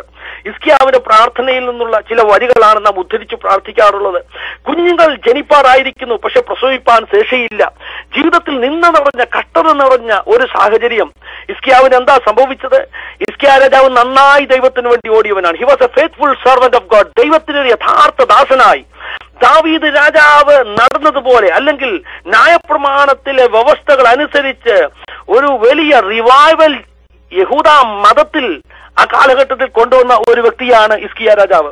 പക്ഷെ എല്ലാം നന്നായി ക്രമീകരിക്കപ്പെട്ടു എന്ന് തോന്നിയതിനു ശേഷം, ഹല്ലേലൂയ, നോക്കെ ആത്മിക സ്ഥിതികൾ യഥാസ്ഥാനപ്പെട്ടു, ആലയം യഥാസ്ഥാനപ്പെട്ടു, കാര്യങ്ങളൊക്കെ നന്നായി തീർന്നു എന്ന് തോന്നിയതിനു ശേഷം പെട്ടെന്ന് ശത്രു അവനെതിരായി എഴുന്നേറ്റു. ദൈവമക്കളെ, ഞാൻ നിർത്തിയൊരു ദൂത് പറയട്ടെ. ചിലപ്പോൾ നമ്മൾ ചിന്തിക്കും, കർത്താവ്, ഞാൻ നന്നായിട്ട് ജീവിക്കുന്നില്ല, എന്റെ ജീവിതത്തിൽ ഒരു കാര്യത്തിൽ പോലും നിന്നെ വിട്ട് ഞാൻ ജീവിച്ചിട്ടില്ല. പക്ഷേ എന്താണ് ഈ പ്രതിസന്ധി എനിക്കെതിരെ വരുന്നത്? ഞാൻ വെളിപ്പെടുത്താം, ഞാൻ പറയാമോ വിഷയം? ഹല്ലേലൂയ. നോക്കെ, നിങ്ങളെ ദൈവം ആത്മീകമായി ശക്തീകരിച്ചെങ്കിൽ, നിങ്ങളെ ദൈവം സ്പിരിച്വലി വളർത്തിയെങ്കിൽ, അതിനപ്പുറമായി ഹല്ലേലൂയ, ദൈവം ചില പരീക്ഷാ ഘട്ടങ്ങളിലൂടെ നിങ്ങളെ കടത്തിവിടുവാൻ ആഗ്രഹിക്കുന്നു. ചില വെല്ലുവിളികളെ നേരിടുവാൻ ഹല്ലേലൂയ ദൈവം നിങ്ങളെ ഒരുക്കുവാൻ ആഗ്രഹിക്കുന്നു. കഴിഞ്ഞ ദിവസം ആരോ ഇങ്ങനെ സംസാരിച്ചപ്പോൾ എന്നോട് ചോദിക്കുവാനായിട്ട്, how to measure our spiritual life. നമ്മുടെ ആത്മീയ ജീവിതത്തെ അളക്കാനുള്ള അളവുകോൽ എന്താ? ദൈവമക്കൾ ഇങ്ങനെ ചോദിക്കും. ദൈവദാസന്മാർ പറയും, നിങ്ങളുടെ ആത്മീയ ജീവിതത്തെ നിങ്ങൾ അളക്കണം. How you are strong in your Christian life, or how you are healthy in your Christian life. നിങ്ങളുടെ വിശ്വാസ ജീവിതത്തിൽ, ക്രിസ്ത്യ ജീവിതത്തിൽ എത്രമാത്രം ആരോഗ്യമുള്ളവരാണ്. ഹല്ലേലൂയ. എന്താ പ്രിയമുള്ളവരെ, അതിനുള്ളൊരു മെഷറിംഗ് റോഡ് എങ്ങനെ അളക്കാൻ പറ്റുമോ നമ്മുടെ ആത്മീക ആരോഗ്യത്തെ? നാം ആത്മാവിൽ ശക്തരായി തീർന്നോ? റിയൽ സ്പിരിച്വൽ ഗ്രോത്ത് നാം പ്രാപിച്ചോ എന്ന് എങ്ങനെ നമുക്ക് അളക്കാൻ പറ്റും? ദൈവമക്കളെ, നമ്മുടെ ജീവിതത്തിൽ വരുന്ന പരീക്ഷകൾ, നമ്മുടെ ജീവിതത്തിൽ വരുന്ന trials and testing periods, hallelujah, നമ്മുടെ ജീവിതത്തിലെ ആത്മീക മനുഷ്യന്റെ ആരോഗ്യത്തെ അളക്കുന്നതാണ്. അപ്പോൾ സ്പിരിച്വലി നീ സ്ട്രോങ് ആകുമ്പോൾ, അതിനപ്പുറമായി ദൈവം നിന്നെ ടെസ്റ്റ് ചെയ്യുന്ന, നീ എത്രമാത്രം വളർന്നുവെന്ന് അറിയാൻ ഉപയോഗിക്കുന്ന ചില സാഹചര്യങ്ങളുണ്ട്. അത്രയും പറഞ്ഞ് ഞാൻ മുമ്പിലേക്ക് കടന്നു വരട്ടെ പ്രിയമുള്ളവര്. ഓക്കെ, ഹിസ്കിയാ രാജാവ് അവൻ എല്ലാം നന്നായി ക്രമീകരിച്ച ശേഷം ശക്തമാകുന്ന അസീറിയ സാമ്രാജ്യം അവന്റെ രാജ്യത്തിനെതിരെ വരികയാണ്. വന്ന് വലിയ വെല്ലുവിളികൾ നടത്തുന്നു. ഹല്ലേലൂയ. അസീറിയൻ രാജാവ്, അവന്റെ ഡെലിഗേറ്റ്സ്, അവന്റെ ആളുകൾ വന്നിട്ട് ഹിസ്കിയാ രാജാവിനോട് വെല്ലുവിളിച്ചുകൊണ്ട് പറയുകയാണ്, നോക്ക്, ഞങ്ങളുടെ കയ്യിൽ നിന്ന് ഇന്ന് വരെ ഒരു രാജ്യക്കാര് രക്ഷപ്പെട്ടിട്ടില്ല. നിങ്ങളുടെ ജീവിതത്തിലെ അവസ്ഥ ഇതാണ്. ഹല്ലേലൂയ. നിങ്ങൾ ഞങ്ങളുടെ കൈകളിൽ വീഴുക തന്നെ ചെയ്യും. ഓപ്പൺ ലെറ്റർ അയക്കുകയാണ്, പരസ്യമായ യുദ്ധപ്രഖ്യാപനം നടത്തുകയാണ്, ഓപ്പൺ ചലഞ്ച് നടത്തുകയാണ്. ഹിസ്കിയാവിന് വേറെ ഒരു രക്ഷയുമില്ല. നാം സങ്കീർത്തനങ്ങളിൽ കണ്ട ഭക്തനെ പോലെ അവൻ ദൈവസന്നിധിയിലേക്ക് ചെന്നു. പകൽക്കാലം ഓർപ്പിക്കട്ടെ, നിനക്കെതിരെ വരുന്ന പ്രതിസന്ധികൾ നിന്റെ എബിലിറ്റിക്ക് അപ്പുറമാകുമ്പോൾ, നിന്റെ കഴിവിന് അപ്പുറമാകുമ്പോൾ, നിന്റെ ശക്തിക്ക് അപ്പുറമാകുമ്പോൾ, ഒരൊറ്റ സ്ഥാനം മാത്രമേ ഉള്ളൂ, ഓടിപ്പോയി ആശ്രയം പ്രാപിപ്പാൻ. ഹിസ്കിയാവ് എന്ന് പറയുന്ന ശക്തനായ രാജാവ്, അവനറിയാം ഈ പ്രതിസന്ധിയെ നേരിടുവാൻ എന്റെ സൈന്യത്തിന് കഴിയത്തില്ല. ഹല്ലേലൂയ. അവന്റെ സൈന്യത്തിന് എണ്ണം എടുക്കുകയല്ല ചെയ്തത്, അവൻ ദൈവസന്നിധി ഓടിപ്പോയി നിലവിളിച്ചു. നിലവിളിക്ക് മറുപടി കൊടുക്കുന്നവനാകുന്ന ദൈവം യെശയ്യാ പ്രവാചകനിലൂടെ ഒരു ദൂതമായി അവന്റെ അടുക്കലേക്ക് അയച്ചു. യെശയ്യാ പ്രവാചകനിലൂടെ പിന്നെയും ആവർത്തിക്കട്ടെ, നിന്റെ നിലവിളിക്ക് മറുപടിയുമായി ദൈവം ചിലരെ അയക്കും. ഒരുപക്ഷെ ഒരു സ്വപ്നം ദൈവം നിനക്ക് തരും, അല്ലെങ്കിൽ ഒരു ദർശനം തരും, അല്ലെങ്കിൽ ഹല്ലേലൂയ മേ ബി നിങ്ങൾ പോകുന്ന ചർച്ചിൽ ഒരു സൺഡേ സ്കൂൾ സ്റ്റുഡന്റ് എഴുന്നേറ്റ് പറയുന്ന ഒരു വാക്യത്തിലൂടെ ആയിരിക്കാം ദൈവം നിങ്ങളോട് സംസാരിക്കുന്നത്. Hallelujah hallelujah. അത്യാവശ്യമില്ല ഒരു വലിയ പ്രവാചകനും വന്ന് തലയെ കൈവച്ച് പറയണമെന്ന്. അങ്ങനെ ദൈവം ഇടപെടത്തില്ലെന്ന് ഞാൻ പറയില്ല. പക്ഷേ ഒരു സൺഡേ സ്കൂൾ സ്റ്റുഡന്റ് പറയുന്ന ഒരു വാക്യത്തിലൂടെ പോലും പരിശുദ്ധാത്മാവ് നമ്മോട് സംസാരിക്കും. ഞാൻ ഇന്ന് ഓർക്കുന്ന എന്റെ ജീവിതത്തിൽ വലിയ പ്രതിസന്ധി നടന്ന ഒരു സമയത്ത് I was supposed to give message in a church, OPA, Oman Pentecostal Assembly, message കൊടുക്കാൻ for a 3 days meeting they invited me. അപ്പൊ അതിന്റെ ഒന്നാമത്തെ ദിവസം ഞാൻ ആ ചർച്ചിലേക്ക് പോകുമ്പോൾ എനിക്ക് നാട്ടിൽ നിന്നൊരു കോള് വന്നു. പെട്ടെന്ന് എന്റെ വൈഫിന്റെ കോള് വന്നു. എന്റെ മോനെ പെട്ടെന്ന് വീണു, സ്റ്റെയർകേസിൽ നിന്ന് വീണു, അവന്റെ കൈ ഒടിഞ്ഞിരിക്കുന്നു, ഒരു എമർജൻസി സർജറിക്ക് അവനെ ഹോസ്പിറ്റലാക്കിയിരിക്കുകയാണ്. എന്റെ മനസ്സ് തകർന്നു പോയി. ഞാനോർത്ത് കർത്താവേ, ഞാൻ ദൂരദേശത്തായിരിക്കുന്നു, ഞാൻ വളരെ അകലെയായിരിക്കുന്നു, എനിക്ക് എന്റെ കുഞ്ഞിന്റെ അടുക്കൽ ഓടിയെത്തുവാൻ കഴിയില്ല, എന്റെ വൈഫ് ഒറ്റയ്ക്കാണ് കാര്യങ്ങൾ മാനേജ് ചെയ്യുന്നത്, എനിക്ക് അവളെ സപ്പോർട്ട് ചെയ്യാൻ പറ്റുന്നില്ല. ഞാൻ വളരെ വിഷമിച്ചു. ആൻഡ് അഗെയിൻ എന്റെ മീറ്റിംഗ് അന്ന് വൈകിട്ട് തുടങ്ങുകയാണ്. ഞാനോർത്ത് കർത്താവ്, ഇത്രയും പ്രതിസന്ധി ഉള്ളപ്പോൾ എങ്ങനെ എനിക്ക് നീ തന്നൊരു മെസ്സേജ് പറവാൻ കഴിയും? പക്ഷെ അന്ന് വൈകിട്ട് അവിടെ ആ മീറ്റിംഗിന് ചെന്നപ്പോൾ ഹല്ലേലൂയ, ആ മീറ്റിംഗിലെ ആ യോഗത്തിലെ ഒരു ദൈവദാസൻ പറഞ്ഞ ഒറ്റ വചനം എന്നെ ശക്തീകരിച്ചു. പ്രിയമുള്ളവരെ, ഹല്ലേലൂയ. എന്തായിരുന്നു ആ വചനം എന്നറിയാമോ? തീമോത്തിയോസിനോട് പൗലോസ് പറയുന്ന വചനം. തീമോത്തിയോസിനോട് പൗലോസ് പറഞ്ഞു, എന്റെ മകനെ ക്രിസ്തുവേശുവിലുള്ള കൃപയാൽ ശക്തിപ്പെടുക, പടചേർത്തവനെ പ്രസാദിപ്പിക്കേണ്ടതിന് യാതൊരു പടയാളിയും ജീവനകാര്യങ്ങളിൽ ഇടപെടുന്നില്ല. പെട്ടെന്ന് ദൈവാത്മാവ് എന്റെ ഹൃദയത്തിൽ സംസാരിച്ചു, നീ ഒരു പട്ടാളക്കാരനാണ്, യു ആർ എ വാരിയർ, നീ ഒരു യുദ്ധക്കളത്തിൽ നിൽക്കുന്ന ഒരു പട്ടാളക്കാരനാണ്. ആ വചനം എന്നെ ശക്തീകരിച്ചു. എന്റെ അകത്ത് ദൈവാത്മാവ് പറഞ്ഞു, നോക്ക, ആ വചനം നീ കേൾക്ക്, നീ ഒരു പട്ടാളക്കാരനാണ്. ഒരു പട്ടാളക്കാരൻ യുദ്ധക്കളത്തിൽ നിൽക്കുമ്പോൾ അവന്റെ വീട്ടിൽ എന്താ സംഭവിക്കുന്നതെന്ന് അവൻ അറിയത്തില്ല. അവന്റെ വീട്ടിൽ സങ്കടമായിരിക്കാം, ചിരിയായിരിക്കാം, നൃത്തമായിരിക്കാം, വേദനയായിരിക്കാം, രട്ടായിരിക്കാം, പക്ഷേ അവൻ അതിനെക്കുറിച്ച് അറിയത്തില്ല. 1, 2, 3, 4 മാസം അല്ലെങ്കിൽ വർഷം കഴിഞ്ഞ് അവൻ യുദ്ധം കഴിഞ്ഞ് തന്റെ വീട്ടിൽ ചെല്ലുമ്പോഴാ തന്റെ വീട്ടിലെ വാർത്ത ഒരുപക്ഷെ അവൻ അറിയുന്നത്. നീ റിസ്കി ആയിട്ടുള്ള ഒരു ഏരിയയിൽ ദൈവത്തിന് വേണ്ടി യുദ്ധം ചെയ്യുമ്പോൾ ഹല്ലേലൂയ, നിനക്ക് അറിയത്തില്ല നിന്റെ വീട്ടിൽ എന്താ സംഭവിക്കുന്നതെന്ന്. പക്ഷേ നിന്റെ ഒരു ലക്ഷ്യം മാത്രമേ, you have to please your king, നിന്റെ രാജാവിനെ പ്രസാദിപ്പിക്കണം. ഹല്ലേലൂയ. ദൈവമക്കളെ, ഞാൻ ഇടയ്ക്ക് കയറി പറയട്ടെ, നാം ദൈവത്തിന്റെ പട്ടാളക്കാരാണ്. നമ്മോട് തന്നെ പറയണം, ഐ എം എ വാരിയർ, ഞാനൊരു പോരാളിയാണ്. എന്റെ ജീവിതത്തിൽ വരുന്ന പ്രതിസന്ധികൾ എന്താണെന്ന് ഞാൻ കെയർ ചെയ്യുന്നില്ല. എനിക്ക് ഒരൊറ്റ ലക്ഷ്യം മാത്രമേ ഉള്ളൂ, എന്റെ രാജാവിനെ എനിക്ക് പ്രസാദിപ്പിക്കണം. ഹല്ലേലൂയ. അപ്പോൾ ഞാൻ പറഞ്ഞു വന്നതിന്റെ ആശയം, ദൈവം ഒരു സൺഡേ സ്കൂൾ സ്റ്റുഡന്റ് പറയുന്ന ഒരു വാക്യത്തിലൂടെ ആയിരിക്കാം നിങ്ങളോട് സംസാരിക്കുന്നത്. ഹല്ലേലൂയ. അല്ലെങ്കിൽ ചർച്ചിൽ പാടുന്ന ഒരു പാട്ടിലൂടെയായിരിക്കാം പരിശുദ്ധാത്മാവ് നിങ്ങളോട് സംസാരിക്കുന്നത്. പക്ഷെ ഒരു കാര്യം ഉറപ്പാണ്, നിങ്ങളുടെ പ്രതിസന്ധിയിൽ ഒരു മെത്തേഡ് അല്ലെങ്കിൽ മറ്റൊരു മെത്തേഡ് ഉപയോഗിച്ച് ദൈവം നമ്മോട് സംസാരിക്കും. ഹല്ലേലൂയ. നോക്കെ, ഹിസ്കിയാ രാജാവിന്റെ പ്രതിസന്ധിയുടെ നടുവിൽ യെശയ്യാവ് എന്ന് പറയുന്ന പ്രവാചകനെ ദൈവം അയച്ചു. യെശയ്യാ പ്രവാചകൻ എന്ന് പറയുന്ന ഒരു ദൂത്, അതിന്റെ പ്രസക്തമായ ഒറ്റ വാക്യം മാത്രം ഞാൻ വേഗത്തിൽ വായിക്കുവാൻ ആഗ്രഹിക്കുന്നു. യെശയ്യാവിന്റെ പുസ്തകം 37-ാം അധ്യായം, യെശയ്യാ 37-ന്റെ 29-ാം ഇങ്ങനെ എഴുതിയിരിക്കുന്നു, എന്റെ നേരെയുള്ള നിന്റെ കോപഭ്രാന്ത് കൊണ്ടും നിന്റെ അഹങ്കാരം എന്റെ ചെവിയിൽ എട്ടിയിരിക്കൊണ്ടും ഞാൻ എന്റെ കൊളുത്ത് നിന്റെ മൂക്കിലും എന്റെ കടിഞ്ഞാൻ നിന്റെ അധരങ്ങളിലും ഇട്ട് നീ വന്ന വഴിക്ക് തന്നെ നിന്നെ മടക്കിക്കൊണ്ടുപോകും. ഹല്ലേലൂയ. അശൂരിന്റെ ശക്തികളോടുള്ള ദൈവത്തിന്റെ ദൂത, നീ എനിക്ക് നേരെയാ വെല്ലുവിളിച്ചത്, നീ ഹിസ്കിയാവിന് നേരെ അല്ല വെല്ലുവിളിച്ചത്. നീ ഹിസ്കിയാവിനെ വെല്ലുവിളിച്ചപ്പോൾ നീ സർവശക്തനായ ദൈവത്തെയാണ് വെല്ലുവിളിച്ചത്. അപ്പോൾ ദൈവം യെശയ്യാവിനോട് പറയുകയാണ്, അല്ലയോ അശൂരിന്റെ പട്ടാള മേധാവികളെ, നിങ്ങളുടെ കോപഭ്രാന്ത് കൊണ്ട് നിങ്ങളെ ഞാൻ മടക്കിക്കൊണ്ടുപോകാൻ പോകുകയാണ്. സൻഹരീബേ, നീ മടങ്ങിപ്പോകാൻ പോകുകയാണ്. എങ്ങനെ മടങ്ങിപ്പോകും? നിന്റെ മൂക്കിന്റെ അകത്ത് കൊളുത്തിട്ടതുപോലെ, ചൂണ്ട കൊളുത്തിയതുപോലെ ഞാൻ നിന്നെ മടക്കിക്കൊണ്ടുപോകാൻ പോവുകയാണ്. ഹല്ലേലൂയ. പരിശുദ്ധമ വ്യക്തമായി നമ്മളോട് പറഞ്ഞു, നീ നിലവിളിക്കുമ്പോൾ നിനക്കെതിരെ വരുന്ന ശത്രുവിന്റെ മൂക്കിന്റെ അകത്ത് കൊളുത്തിട്ട് അവൻ വന്ന വഴിക്കൂടെ അവനെ മടക്കിക്കൊണ്ടുപോകാൻ ദൈവം വിശ്വസനാണ്. വിശ്വസിക്ക്. ഹല്ലേലൂയ. ഹല്ലേലൂയ. എങ്ങനെ ഇത് മനസ്സിലാക്കട്ടെ? നമ്മുടെ നാട്ടിലൊക്കെ പശുവിനും കാളയ്ക്കുമൊക്കെ മൂക്കുകേറിയിടും. എന്താ അതിന്റെ ഉദ്ദേശം? ആ മൂക്കുകേറിലാണ് അതിനെ നിയന്ത്രിക്കുന്നത്. മേട് കൂടിയ വളരെ പ്രശ്നങ്ങൾ ഉണ്ടാക്കുന്ന ഏതെങ്കിലും മൃഗമാണെങ്കിൽ അതിന്റെ മൂക്കേറിൽ ഡയറക്റ്റ് കയറുകൊണ്ട് കെട്ടും. എന്താ കാരണം? അതേലെ മാത്രമേ അവനെ ഒതുക്കാനൊക്കത്തുള്ളൂ. ഇവിടെ പറഞ്ഞതിന്റെ അർത്ഥം മനസ്സിലായോ? നിനക്കെതിരെ വരുന്ന ശത്രുവിന്റെ മൂക്കിൽ ദൈവം ചൂണ്ടൽ കൊളുത്തുമെന്ന്. നിനക്കെതിരെ വരുന്ന പ്രതിസന്ധിയുടെ മൂക്കിൽ ചൂണ്ടൽ കൊളുത്തിട്ട് അതിനെ നിന്നിൽ നിന്ന് വലിച്ചു മാറ്റുവാൻ വിശ്വസിക്ക്. ഒരു ചെറിയ ദൈവത്തെയല്ല നാം വിളിക്കുന്നത്, ഒരു വലിയ ദൈവത്തെ. നിന്നെ വിടുവിപ്പാൻ പ്രാപ്തനായ ശക്തനായ സർവശക്തനായ ഒരുവനെയാണ് വിളിക്കുന്നത്. ഇന്ന് പകൽക്കാലം പറ, ഞാൻ അയ്യം വിളിക്കുമ്പോൾ, ഞാൻ നിലവിളിക്കുമ്പോൾ എന്നെ വിഴുങ്ങിയ പ്രതിസന്ധികളോട് സ്വർഗത്തിലെ ദൈവം കൽപ്പിക്കാൻ പോകുക, എന്നെ തുപ്പിക്കളയാൻ കൽപ്പിക്കാൻ പോകുകയാണ്.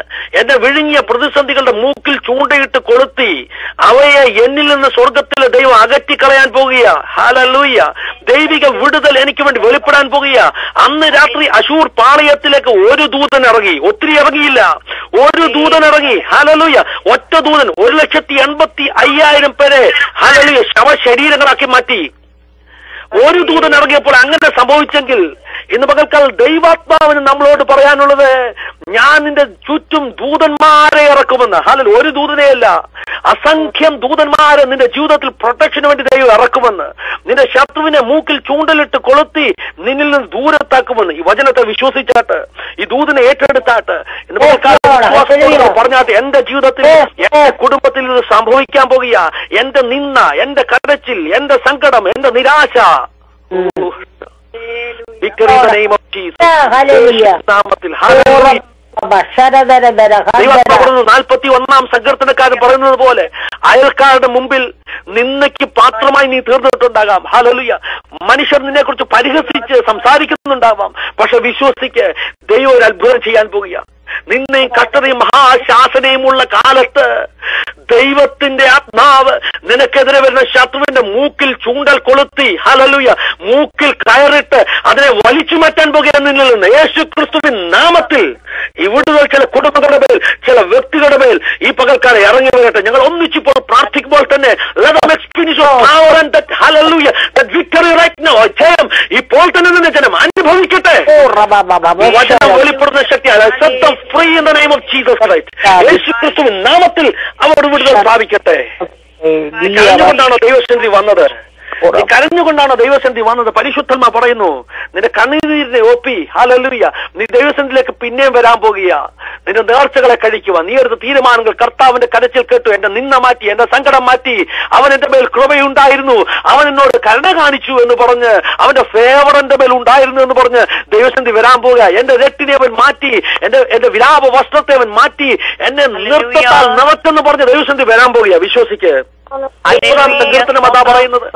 30-ാം സങ്കീർത്തനത്തിന്റെ 6-ാം വാക്യത്തിൽ പറയുന്നു, സന്ധ്യയെങ്കിൽ കരച്ചിൽ വന്ന് രാപാർക്കും ഉഷസിലോ ആനന്ദഘോഷം. സന്ധ്യയെങ്കിൽ കരച്ചിൽ വന്ന് രാപാർക്കും ഉഷസിലോ ആനന്ദഘോഷം. അവന്റെ കോപം ജ്വലിച്ചാലും അത് ക്ഷണനേരത്തേക്കുള്ളൂ. അവന്റെ പ്രസാദമോ ജീവപര്യന്തമുള്ളത്. ഹിസ് ഫേവർ, അവന്റെ കൃപ, അവന്റെ കരുണ എന്നോടുള്ളത് ജീവപര്യന്തമാ. ഞാൻ നിലവിളിക്കുമ്പോൾ അവൻ എന്നോട് കരുണ കാണിക്കും, അവൻ എന്നോട് ഫേവർ കാണിക്കും. ഹല്ലേലൂയ. സങ്കീർത്തനക്കാരനെ ദാവീദ് പറയുകയാണ്, അവന്റെ കോപം ജ്വലിച്ചാലും അല്പനേരത്തേക്കേ ഉള്ളൂ, എന്നാൽ അവന്റെ പ്രസാദം എനിക്ക് ജീവപര്യന്തമുള്ളത്. എന്റെ വീട്ടിൽ കരച്ചിൽ സന്ധ്യയിൽ വന്ന് രാപാർത്തു, പക്ഷെ എനിക്ക് ഒരു പ്രഭാതം ഉദിക്കാൻ പോകുക, ആനന്ദഘോഷത്തിന്റെ ഒരു പ്രഭാതം. 30-ാം സങ്കീർത്തനത്തിന്റെ തലവാചകം ഭവന പ്രതിഷ്ഠാ ഗീതമെന്നാണ്. എന്താ ഇതിന്റെ അർത്ഥം? ഭവന പ്രതിഷ്ഠാ ഗീതം എന്ന് പറയുമ്പോൾ അതിനനുസരിച്ചൊരു സബ്ജക്റ്റ് അല്ല, ഒരു തീമല്ല ആ സങ്കീർത്തനകത്തുള്ളത്. നമ്മൾ ചിന്തിക്കും, എന്താ പിന്നെ ഇങ്ങനെ എഴുതിയിരിക്കുന്നത്? അതിന്റെ ഒരു അർത്ഥമുണ്ട്, ഒരു പശ്ചാത്തലമുണ്ട്. ഈ സങ്കീർത്തനം എഴുതിയത് ദിനവൃത്താന്തങ്ങളുടെ പുസ്തകം 21-22 അധ്യായങ്ങളിലെ പശ്ചാത്തലത്തിൽ നിന്നുകൊണ്ടാണ് ഈ സങ്കീർത്തനം എഴുതിയത്. ദാവീദ് ജനത്തെ എണ്ണുവാൻ തോന്നിച്ചത് നിമിത്തം പാപം ചെയ്തതിന്റെ ഫലമായി യഹോവയുടെ ശിക്ഷ അവന്റെ മേൽ വീഴുവാനിടയായി തീർന്നു. ഹല്ലേലൂയ. പ്രവാചകൻ വന്നിട്ട് ദാവീദിനോട് പറഞ്ഞു, ഞാൻ നിനക്ക് 3 ഓപ്ഷൻസ് തരികയാണ്. ഈ 3 ഓപ്ഷനിൽ ഒന്ന് നീ സെലക്ട് ചെയ്തു കൊള്ളുക. ഹല്ലേലൂയ. ഒന്ന്, വാൾ നിനക്കെതിരെ വരുന്നു. രണ്ടാമത്, ക്ഷാമം നിനക്കെതിരെ വരുന്നു. മൂന്നാമത്, യഹോവയുടെ കൈ, മഹാമാരി നിനക്കെതിരെ വരുന്നു. ദാവീദ് പറഞ്ഞു, മനുഷ്യന്റെ കയ്യിൽ വീഴുന്നതിനേക്കാൾ യഹോവയുടെ കയ്യിൽ വീഴുന്നത് നല്ലത്. എന്താ ദാവീദ് നീ അങ്ങനെ പറയാൻ കാരണം? ദാവീദിനറിയാം, മനുഷ്യന്റെ കയ്യിൽ വീണാൽ മനുഷ്യൻ അവനെ പൂർണ്ണമായി നശിപ്പിക്കാതെ അടങ്ങുകയില്ല. പക്ഷെ യഹോവയുടെ കയ്യിൽ ഏൽപ്പിച്ചു കൊടുത്താൽ അവൻ കരുണയുള്ളവനാ. അവൻ ശിക്ഷ തുടങ്ങിയാലും നിലവിളിക്കുമ്പോൾ, അനുതപിക്കുമ്പോൾ, മടങ്ങി വരുമ്പോൾ അവൻ ശിക്ഷയുടെ കരം വിഡ്രോ ചെയ്യുന്നവനാണ്. ഹല്ലേലൂയ. അതുകൊണ്ട് ദാവീദ് പറഞ്ഞു, എനിക്ക് എന്റെ ദൈവത്തിന്റെ കരങ്ങളിൽ വീണാ മതി, എനിക്ക് മനുഷ്യന്റെ കരങ്ങളിൽ വീണണ്ട. It was an objective type അല്ലെ. മൂന്ന് ക്വസ്റ്റ്യൻസ്, 3 ഓപ്ഷൻസ് കൊടുത്തിട്ട് പറയാ ഇതിൽ നിന്ന് ഒന്ന് സെലക്ട് ചെയ്യാൻ. നമ്മുടെ ദൈവത്തിന്റെ കരുണ നോക്ക്. ശിക്ഷിക്കാൻ പോകുമ്പോൾ ഓപ്ഷൻ തന്ന് ശിക്ഷിക്കുന്ന ദൈവം. ഹല്ലേലൂയ. ശിക്ഷിക്കാൻ പോകുമ്പോഴും 3 ഓപ്ഷൻ വെച്ചിട്ട് പറയാ നിനക്കൊരു ഫ്രീഡം ഉണ്ട്, ഇതിൽ നിന്ന് ഒന്ന് തെരഞ്ഞെടുക്ക്. ഹല്ലേലൂയ. അവിടെ വെളിപ്പെടുന്നത് ദൈവത്തിന്റെ കരുണയാ, അവന്റെ ഫേവറാ, അവന്റെ കൃപയാ. ദാവീദ് പറഞ്ഞു, എനിക്ക് ദൈവത്തിന്റെ കരങ്ങൾ വീണാ മതി. ദൈവത്തിന്റെ കരങ്ങൾ ഏൽപ്പിച്ചു കൊടുത്തു. മഹാമാരി ദേശത്തിന് മേൽ ഇറങ്ങി വന്നു. യഹോവയുടെ ദൂതൻ ഊരിപ്പിടിച്ച് വാളുമായി ജനത്തെ സംഗ്രഹിക്കാൻ തുടങ്ങി. പക്ഷെ ദാവീദും മൂപ്പന്മാരും രട്ടോട് അനുദപിച്ച് മുമ്പിലേക്ക് ചെന്നപ്പോൾ സ്വർഗത്തിലെ ദൈവം ദൂതനോട് വിളിച്ചു പറഞ്ഞു, നിന്റെ വാൾ പിൻവലിക്കുക. ഹല്ലേലൂയ. ബാധയുടെ ഇടയ്ക്ക് വെച്ച്, ശിക്ഷയുടെ ഇടയ്ക്ക് വെച്ച് ദൈവം പറഞ്ഞു, നിന്റെ വാൾ പിൻവലിക്കുക. കാരണം എന്താ? ഇതാ ദൈവത്തിന്റെ കരുണ. ഹല്ലേലൂയ. നശിപ്പിക്കുകയില്ല. ഹല്ലേലൂയ. മുന്തിരിവള്ളിയിൽ ഒരു അനുഭവം കണ്ടിട്ട് നശിപ്പിക്കരുതേ എന്ന് പ്രവാചകനായ ജെറമ്യാ പറയുന്നത് പോലെ നിന്റെ അകത്ത് ആത്മിക നന്മകളുടെ, നിന്റെ ഫ്യൂച്ചറിനെ കുറിച്ചുള്ള വലിയ ദൈവിക പദ്ധതികളുടെ ഒരു അനുഭവം കണ്ടിട്ട് ദൈവം പറയുകയാണ്, വാൾ പിൻവലിക്ക്, നശിപ്പിക്കരുത്.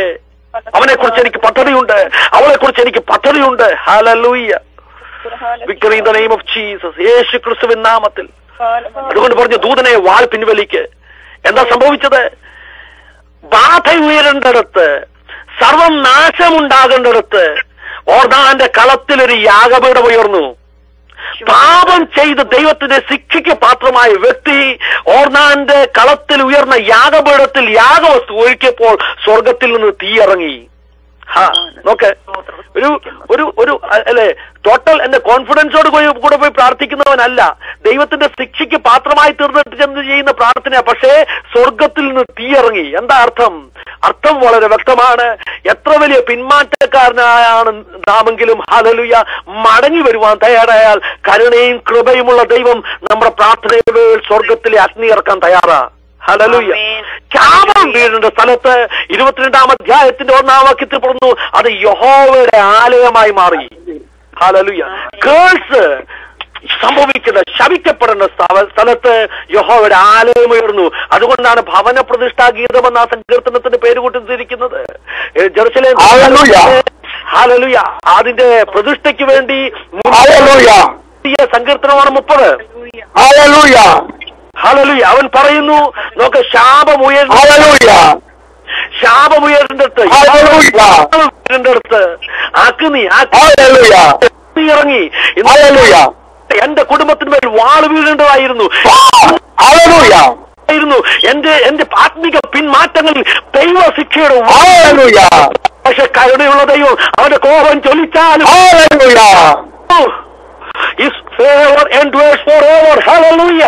അവന്റെ കരുണ നിലനിൽക്കുന്നതാണ്. സന്ധ്യയെങ്കിൽ കരച്ചിൽ വരും, പക്ഷേ എനിക്കൊരു ആനന്ദമുയർന്ന് ആരാധനയുടെ ആലയമുയരുന്ന ഒരു പ്രഭാതം എന്റെ ജീവിതത്തിലുണ്ട്.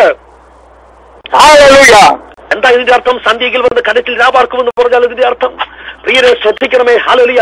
പഴയ കാലത്ത് ആളുകൾ കാൽനടയായി സഞ്ചരിക്കുമ്പോൾ ഹല്ലേലൂയ ഒരു ഗ്രാമത്തിൽ രാത്രിയിൽ എത്തുന്നു. ഇനി സഞ്ചരിക്കാൻ പറ്റത്തില്ല. ആ ഗ്രാമത്തിലെ പ്രധാനപ്പെട്ട ഒരു വ്യക്തിയുടെ വീട്ടിൽ ചെന്നിട്ട് ഒരു രാത്രി പാർക്കാനുള്ള അവസരം കൊടുക്കും. പണ്ട് നമ്മുടെ നാടുകളിലൊക്കെ ഔട്ട് ഹൗസ് ഉണ്ടല്ലോ, ഇങ്ങനെ വരുന്ന ആളുകളെ പാർപ്പിക്കാനുള്ള ഔട്ട് ഹൗസ്. ഇവർക്ക് ഒരു മുറി ചൂണ്ടിക്കാണിച്ചു കൊടുക്കും, നോക്കെ അവിടെ പോയി പാർത്തോ. അവൻ അന്ന് രാത്രി അവിടെ പാർക്കും. പിറ്റേ ദിവസം രാവിലെ ആകുമ്പോൾ അവൻ അവന്റെ യാത്രക്കോപ്പൊക്കെ എടുത്ത് അവന്റെ സാധനമൊക്കെ എടുത്തിട്ട്. ഈ വാക്യത്തിന് അർത്ഥം ജീവിതത്തിൽ വരുന്ന കഷ്ടതകൾ എന്നും നിന്റെ ജീവിതത്തിൽ എന്നും നിന്റെ ജീവിതത്തിൽ തമ്പടിക്കാനല്ല, നിന്റെ ജീവിതത്തിനെ പോലെ ഒരു രാത്രി നിന്റെ ജീവിതത്തിൽ പാർക്കാനാ വരുന്നത്. നിന്റെ ജീവിതത്തിൽ ഇന്നലെ രാത്രി കുടിയേറിയ മുസീബത്ത്, ഞങ്ങളുടെ ഹിന്ദി ഭാഷ പ്രതിസന്ധി നിന്റെ വീട്ടിൽ നിന്ന് ഗുഡ് ബൈ പറഞ്ഞു പോകും. ഹല്ലേലൂയ. എത്തിയ ഒരു അതിഥിയെ പോലെയാണ് നിന്റെ ജീവിതത്തിലെ കണ്ണുനീരും പ്രതിസന്ധികളും. എന്റെ കരച്ചിലിന് മറുപടിയുണ്ട്, എന്റെ കണ്ണുനീരിന് മറുപടിയുണ്ട്. ദാസരുടെ കണ്ണ് കണ്ണ് യജമാനത്തിയുടെ വന്ന് വേലാണെന്ന് ഞങ്ങൾ കണ്ണു വെച്ചിരിക്കുന്ന കർത്താവേ നിന്റെ പേർ Lord your favour upon us, Lord. ഞങ്ങളുടെ മേൽ കൃപയുണ്ടാകണമേ, ഞങ്ങളുടെ മേൽ കരുണയുണ്ടാകണമേ. നീ വിടുവിക്കണം. എത്ര പ്രാർത്ഥിക്കുമെന്നോട് ചേർന്ന് ഫേവറിന് വേണ്ടി എത്ര പ്രാർത്ഥിക്കും. ഫേവർ ജീവപര്യന്തമുള്ളതാ, ഒരു ദിവസത്തേക്കുള്ളതല്ല, ഒരാഴ്ചത്തേക്കുള്ളതല്ല. Hallelujah, hallelujah. നിന്റെ ജീവന്റെ അവസാന ശ്വാസം വരെ ദൈവത്തിന്റെ ഫേവർ അനുഗ്രഹമാ. ഫേവർ വേണം. എത്ര പ്രാർത്ഥിക്കേ മാറണം. എനിക്ക് ലോകത്തിന്റെ ഫേവറേറ്റ് ആകണ്ട. ലോകത്തിന്റെ ഒരു ഫിലോസഫി, മനുഷ്യന്റെ ഫിലോസഫി എന്ന് പറഞ്ഞാൽ ലോകത്തിന്റെ ഫേവറേറ്റ് ആയി മാറാനാ, മനുഷ്യനെ പ്ലീസ് ചെയ്യാനാ. പക്ഷെ ഞാൻ പറയട്ടെ, അത് പരാജയമാ. നീ മനുഷ്യനെ പ്ലീസ് ചെയ്യാൻ ശ്രമിക്കുമ്പോൾ, മനുഷ്യന്റെ ഫേവറേറ്റ് ആയി മാറുമ്പോൾ ദൈവത്തിന്റെ ഫേവർ നിനക്ക് നഷ്ടപ്പെടും. പക്ഷെ when you try to become the favorite of God, ദൈവത്തിന്റെ ഫേവറേറ്റ് ആയി നീ മാറുമ്പോൾ ഓട്ടോമാറ്റിക്കായിട്ട് മനുഷ്യന്റെ ഫേവർ നിന്റെ മേൽ കിട്ടും. ഹല്ലേലൂയ, ഹല്ലേലൂയ. ദാനിയേലിന്റെ കഥയതാ. അവൻ മനുഷ്യന്റെ ഫേവറേറ്റ് ആകാൻ ശ്രമിച്ചില്ല. ഇവനിന്റെ ഹോസ്റ്റൽ ലാൻഡ്, അവന്റെ വല്ലാത്തൊരു നാട്ടിലും അവനെ ബന്ധിയാക്കി പിടിച്ചുകൊണ്ടുവന്ന രാജാവിന്റെ മുമ്പിലും അവൻ അവിടെ നിന്ന് ദൈവത്തിന്റെ ഫേവറേറ്റ് ആയി മാറി.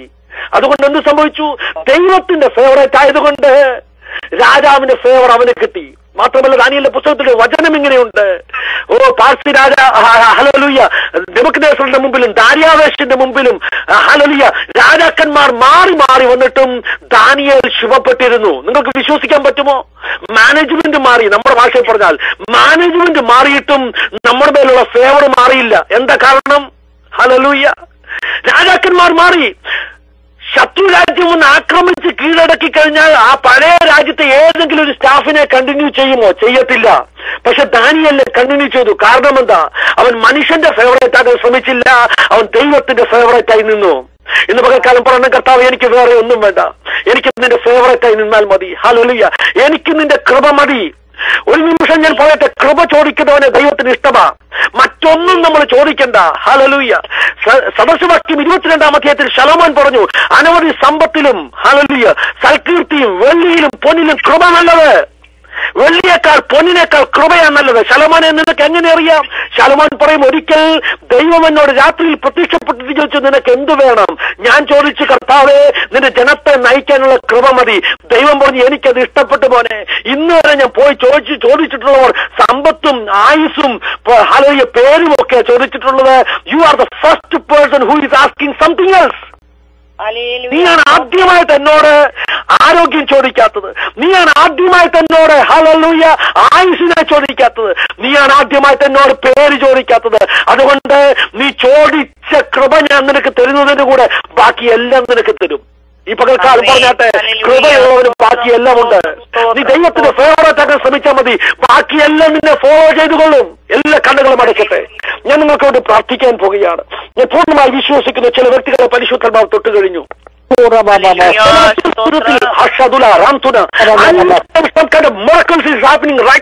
ഇപ്പോൾ തന്നെ ചില അസാധാരണ സൗഖ്യങ്ങൾ, ചില വീടുകളുകൾ ചില വ്യക്തികളുടെ മേൽ സംഭവിച്ചു കഴിഞ്ഞിരിക്കുകയാണ്.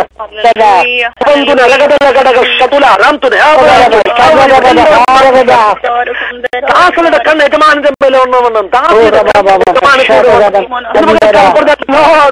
we cry out for your mercy, Lord, we cry out for your favor. നിന്റെ കരുണയ്ക്ക് വേണ്ടി ഞങ്ങൾ നിലവിളിക്കുന്നു. ജെറുസലേമിലേക്ക് ക്രൂശിക്കപ്പെടുവാൻ പോയ യേശുവിന്റെ അടുക്കലേക്ക് ആ കുരുടൻ നിലവിളിച്ചുകൊണ്ട് ചെന്നതുപോലെ ഹല്ലേലൂയ ലൂക്കോസ് 18-ാം അധ്യായത്തിൽ നാം കാണുന്നു. അന്ധനായ ആ മനുഷ്യൻ നിലവിളിച്ചുകൊണ്ട് ചെല്ലുകയാണ്, ദാവീദ് പുത്ര, എന്നോട് കരുണയുണ്ടാകണമേ. നിങ്ങൾക്കറിയാമായ യാത്രയുടെ പ്രത്യേകത അത് യേശുവിന്റെ ക്രൂശീകരണം. ഹല്ലേലൂയ. ജെറിക്കോവിലൂടെ ജെറുസലേമിലേക്ക് കടന്നു പോകുന്ന യേശു ഹല്ലേലൂയ ക്രൂശിക്കപ്പെടുവാൻ ഇനി ഒരാഴ്ച മാത്രമേ ഉള്ളൂ. അവൻ നിലവിളിച്ചു, ദാവീദ് പുത്ര, എന്നോട് കരുണയുണ്ടാകണമേ. ആളുകൾ അവനെ നിർത്താൻ ശ്രമിച്ചു, ആളുകൾ അവനെ സ്റ്റോപ്പ് ചെയ്യാൻ ശ്രമിച്ചു. അവൻ അടങ്ങിയില്ല. അവൻ അറിയത്തില്ലായിരിക്കാം യേശു അടുത്താഴ്ച ക്രൂശിക്കപ്പെടാൻ പോവുകയാണെന്നുള്ളത്. ഹല്ലേലൂയ. പക്ഷെ ഒരു കാര്യം വ്യക്തമാണ്, this is his last chance. Hallelujah. ഈ വഴിയിലൂടെ യേശു ഇനിയും ഹല്ലേലൂയ ജെറിക്കോ റോഡിലൂടെ യേശുവിന്റെ അവസാന യാത്രയാണ്. അവൻ നിലവിളിച്ചു, ഇന്ന് എനിക്ക് വിടുതൽ പ്രാപിക്കണം, നാളത്തേക്ക് എനിക്ക് വെയിറ്റ് ചെയ്യാൻ പറ്റത്തില്ല. ഹല്ലേലൂയ. ഇന്നെന്റെ വിടുതലിന്റെ ദിവസമാണ്. അവൻ നിലവിളിച്ചു. He cried out for God's mercy. He cried out for his favor. ഇന്ന് പകൽക്കാലം നമ്മോട് അമേരിക്കയുടെ വിവിധ ഭാഗങ്ങളിൽ നിന്ന് ഈ പ്രയർ ലൈൻ കേൾക്കുന്നവരോട് ദൈവം പറയുന്നു, cry out for God's mercy. ദൈവത്തിന്റെ കരുണയ്ക്ക് വേണ്ടി നിലവിളിച്ചാട്ട്, ദൈവത്തിന്റെ സേവനത്തിന് വേണ്ടി നിലവിളിച്ചാട്ട്. നമ്മുടെ പട്ടണങ്ങളുടെ മേൽ, ഈ രാജ്യത്തിന്റെ മേൽ ദൈവത്തിന്റെ കരുണയ്ക്ക് വേണ്ടി യേശു പട്ടണത്തിന്റെ ഫ്യൂച്ചർ നോക്കി കരഞ്ഞതുപോലെ ചില നിലവിളിച്ചാട്ടെ യേശുവിന്റെ നാമത്തിൽ. ഹല്ലേലൂയ. അവസരമായിരിക്കാം, ഇതിന്റെ ജീവിതത്തിൽ അവസാന അവസരമായിരിക്കാം. ഇന്ന് പകൽക്കാലം പറഞ്ഞിട്ട്, കർത്താവേ എന്റെ മേലെ കരുണയുണ്ടാകണം, നീ എന്നെ കടന്നു പോകരുത്. ഒരു കവി, ഒരു ഇംഗ്ലീഷുകാരി കവി ഉണ്ടായിരുന്നു. ഹല്ലേലൂയ. പല ഇംഗ്ലീഷ് ഹിന്ദു എഴുതിയത് ആ സ്ത്രീയാണ്, ഫാനി ക്രോസ്ബി. അവരെഴുതിയ വളരെ പ്രസിദ്ധമാകുന്ന ഒരു പാട്ടാണ് pass me not, o gentle saviour. ഹല്ലേലൂയ. പ്രിയ യേശുവേ എന്നെ കടന്നു പോകരുത്, പ്രിയ യേശുവേ എന്നെ കടന്നു പോകരുത്. Heal my wounded broken spirit, save me by thy grace. നിന്റെ കൃപയാൽ എന്നെ സൗഖ്യമാക്കണമേ. എന്ന് പറയുന്ന അമേരിക്കക്കാരിയായ ആംഗ്രയ കവിയോട് ചേർന്ന് നമുക്കും പറയാൻ, കർത്താവേ heal my broken spirit. എന്റെ wounded-ആയിട്ടുള്ള ആത്മാവിനെ നീ സൗഖ്യമാക്കണം. ഓ ജെന്റിൽ സേവിയർ.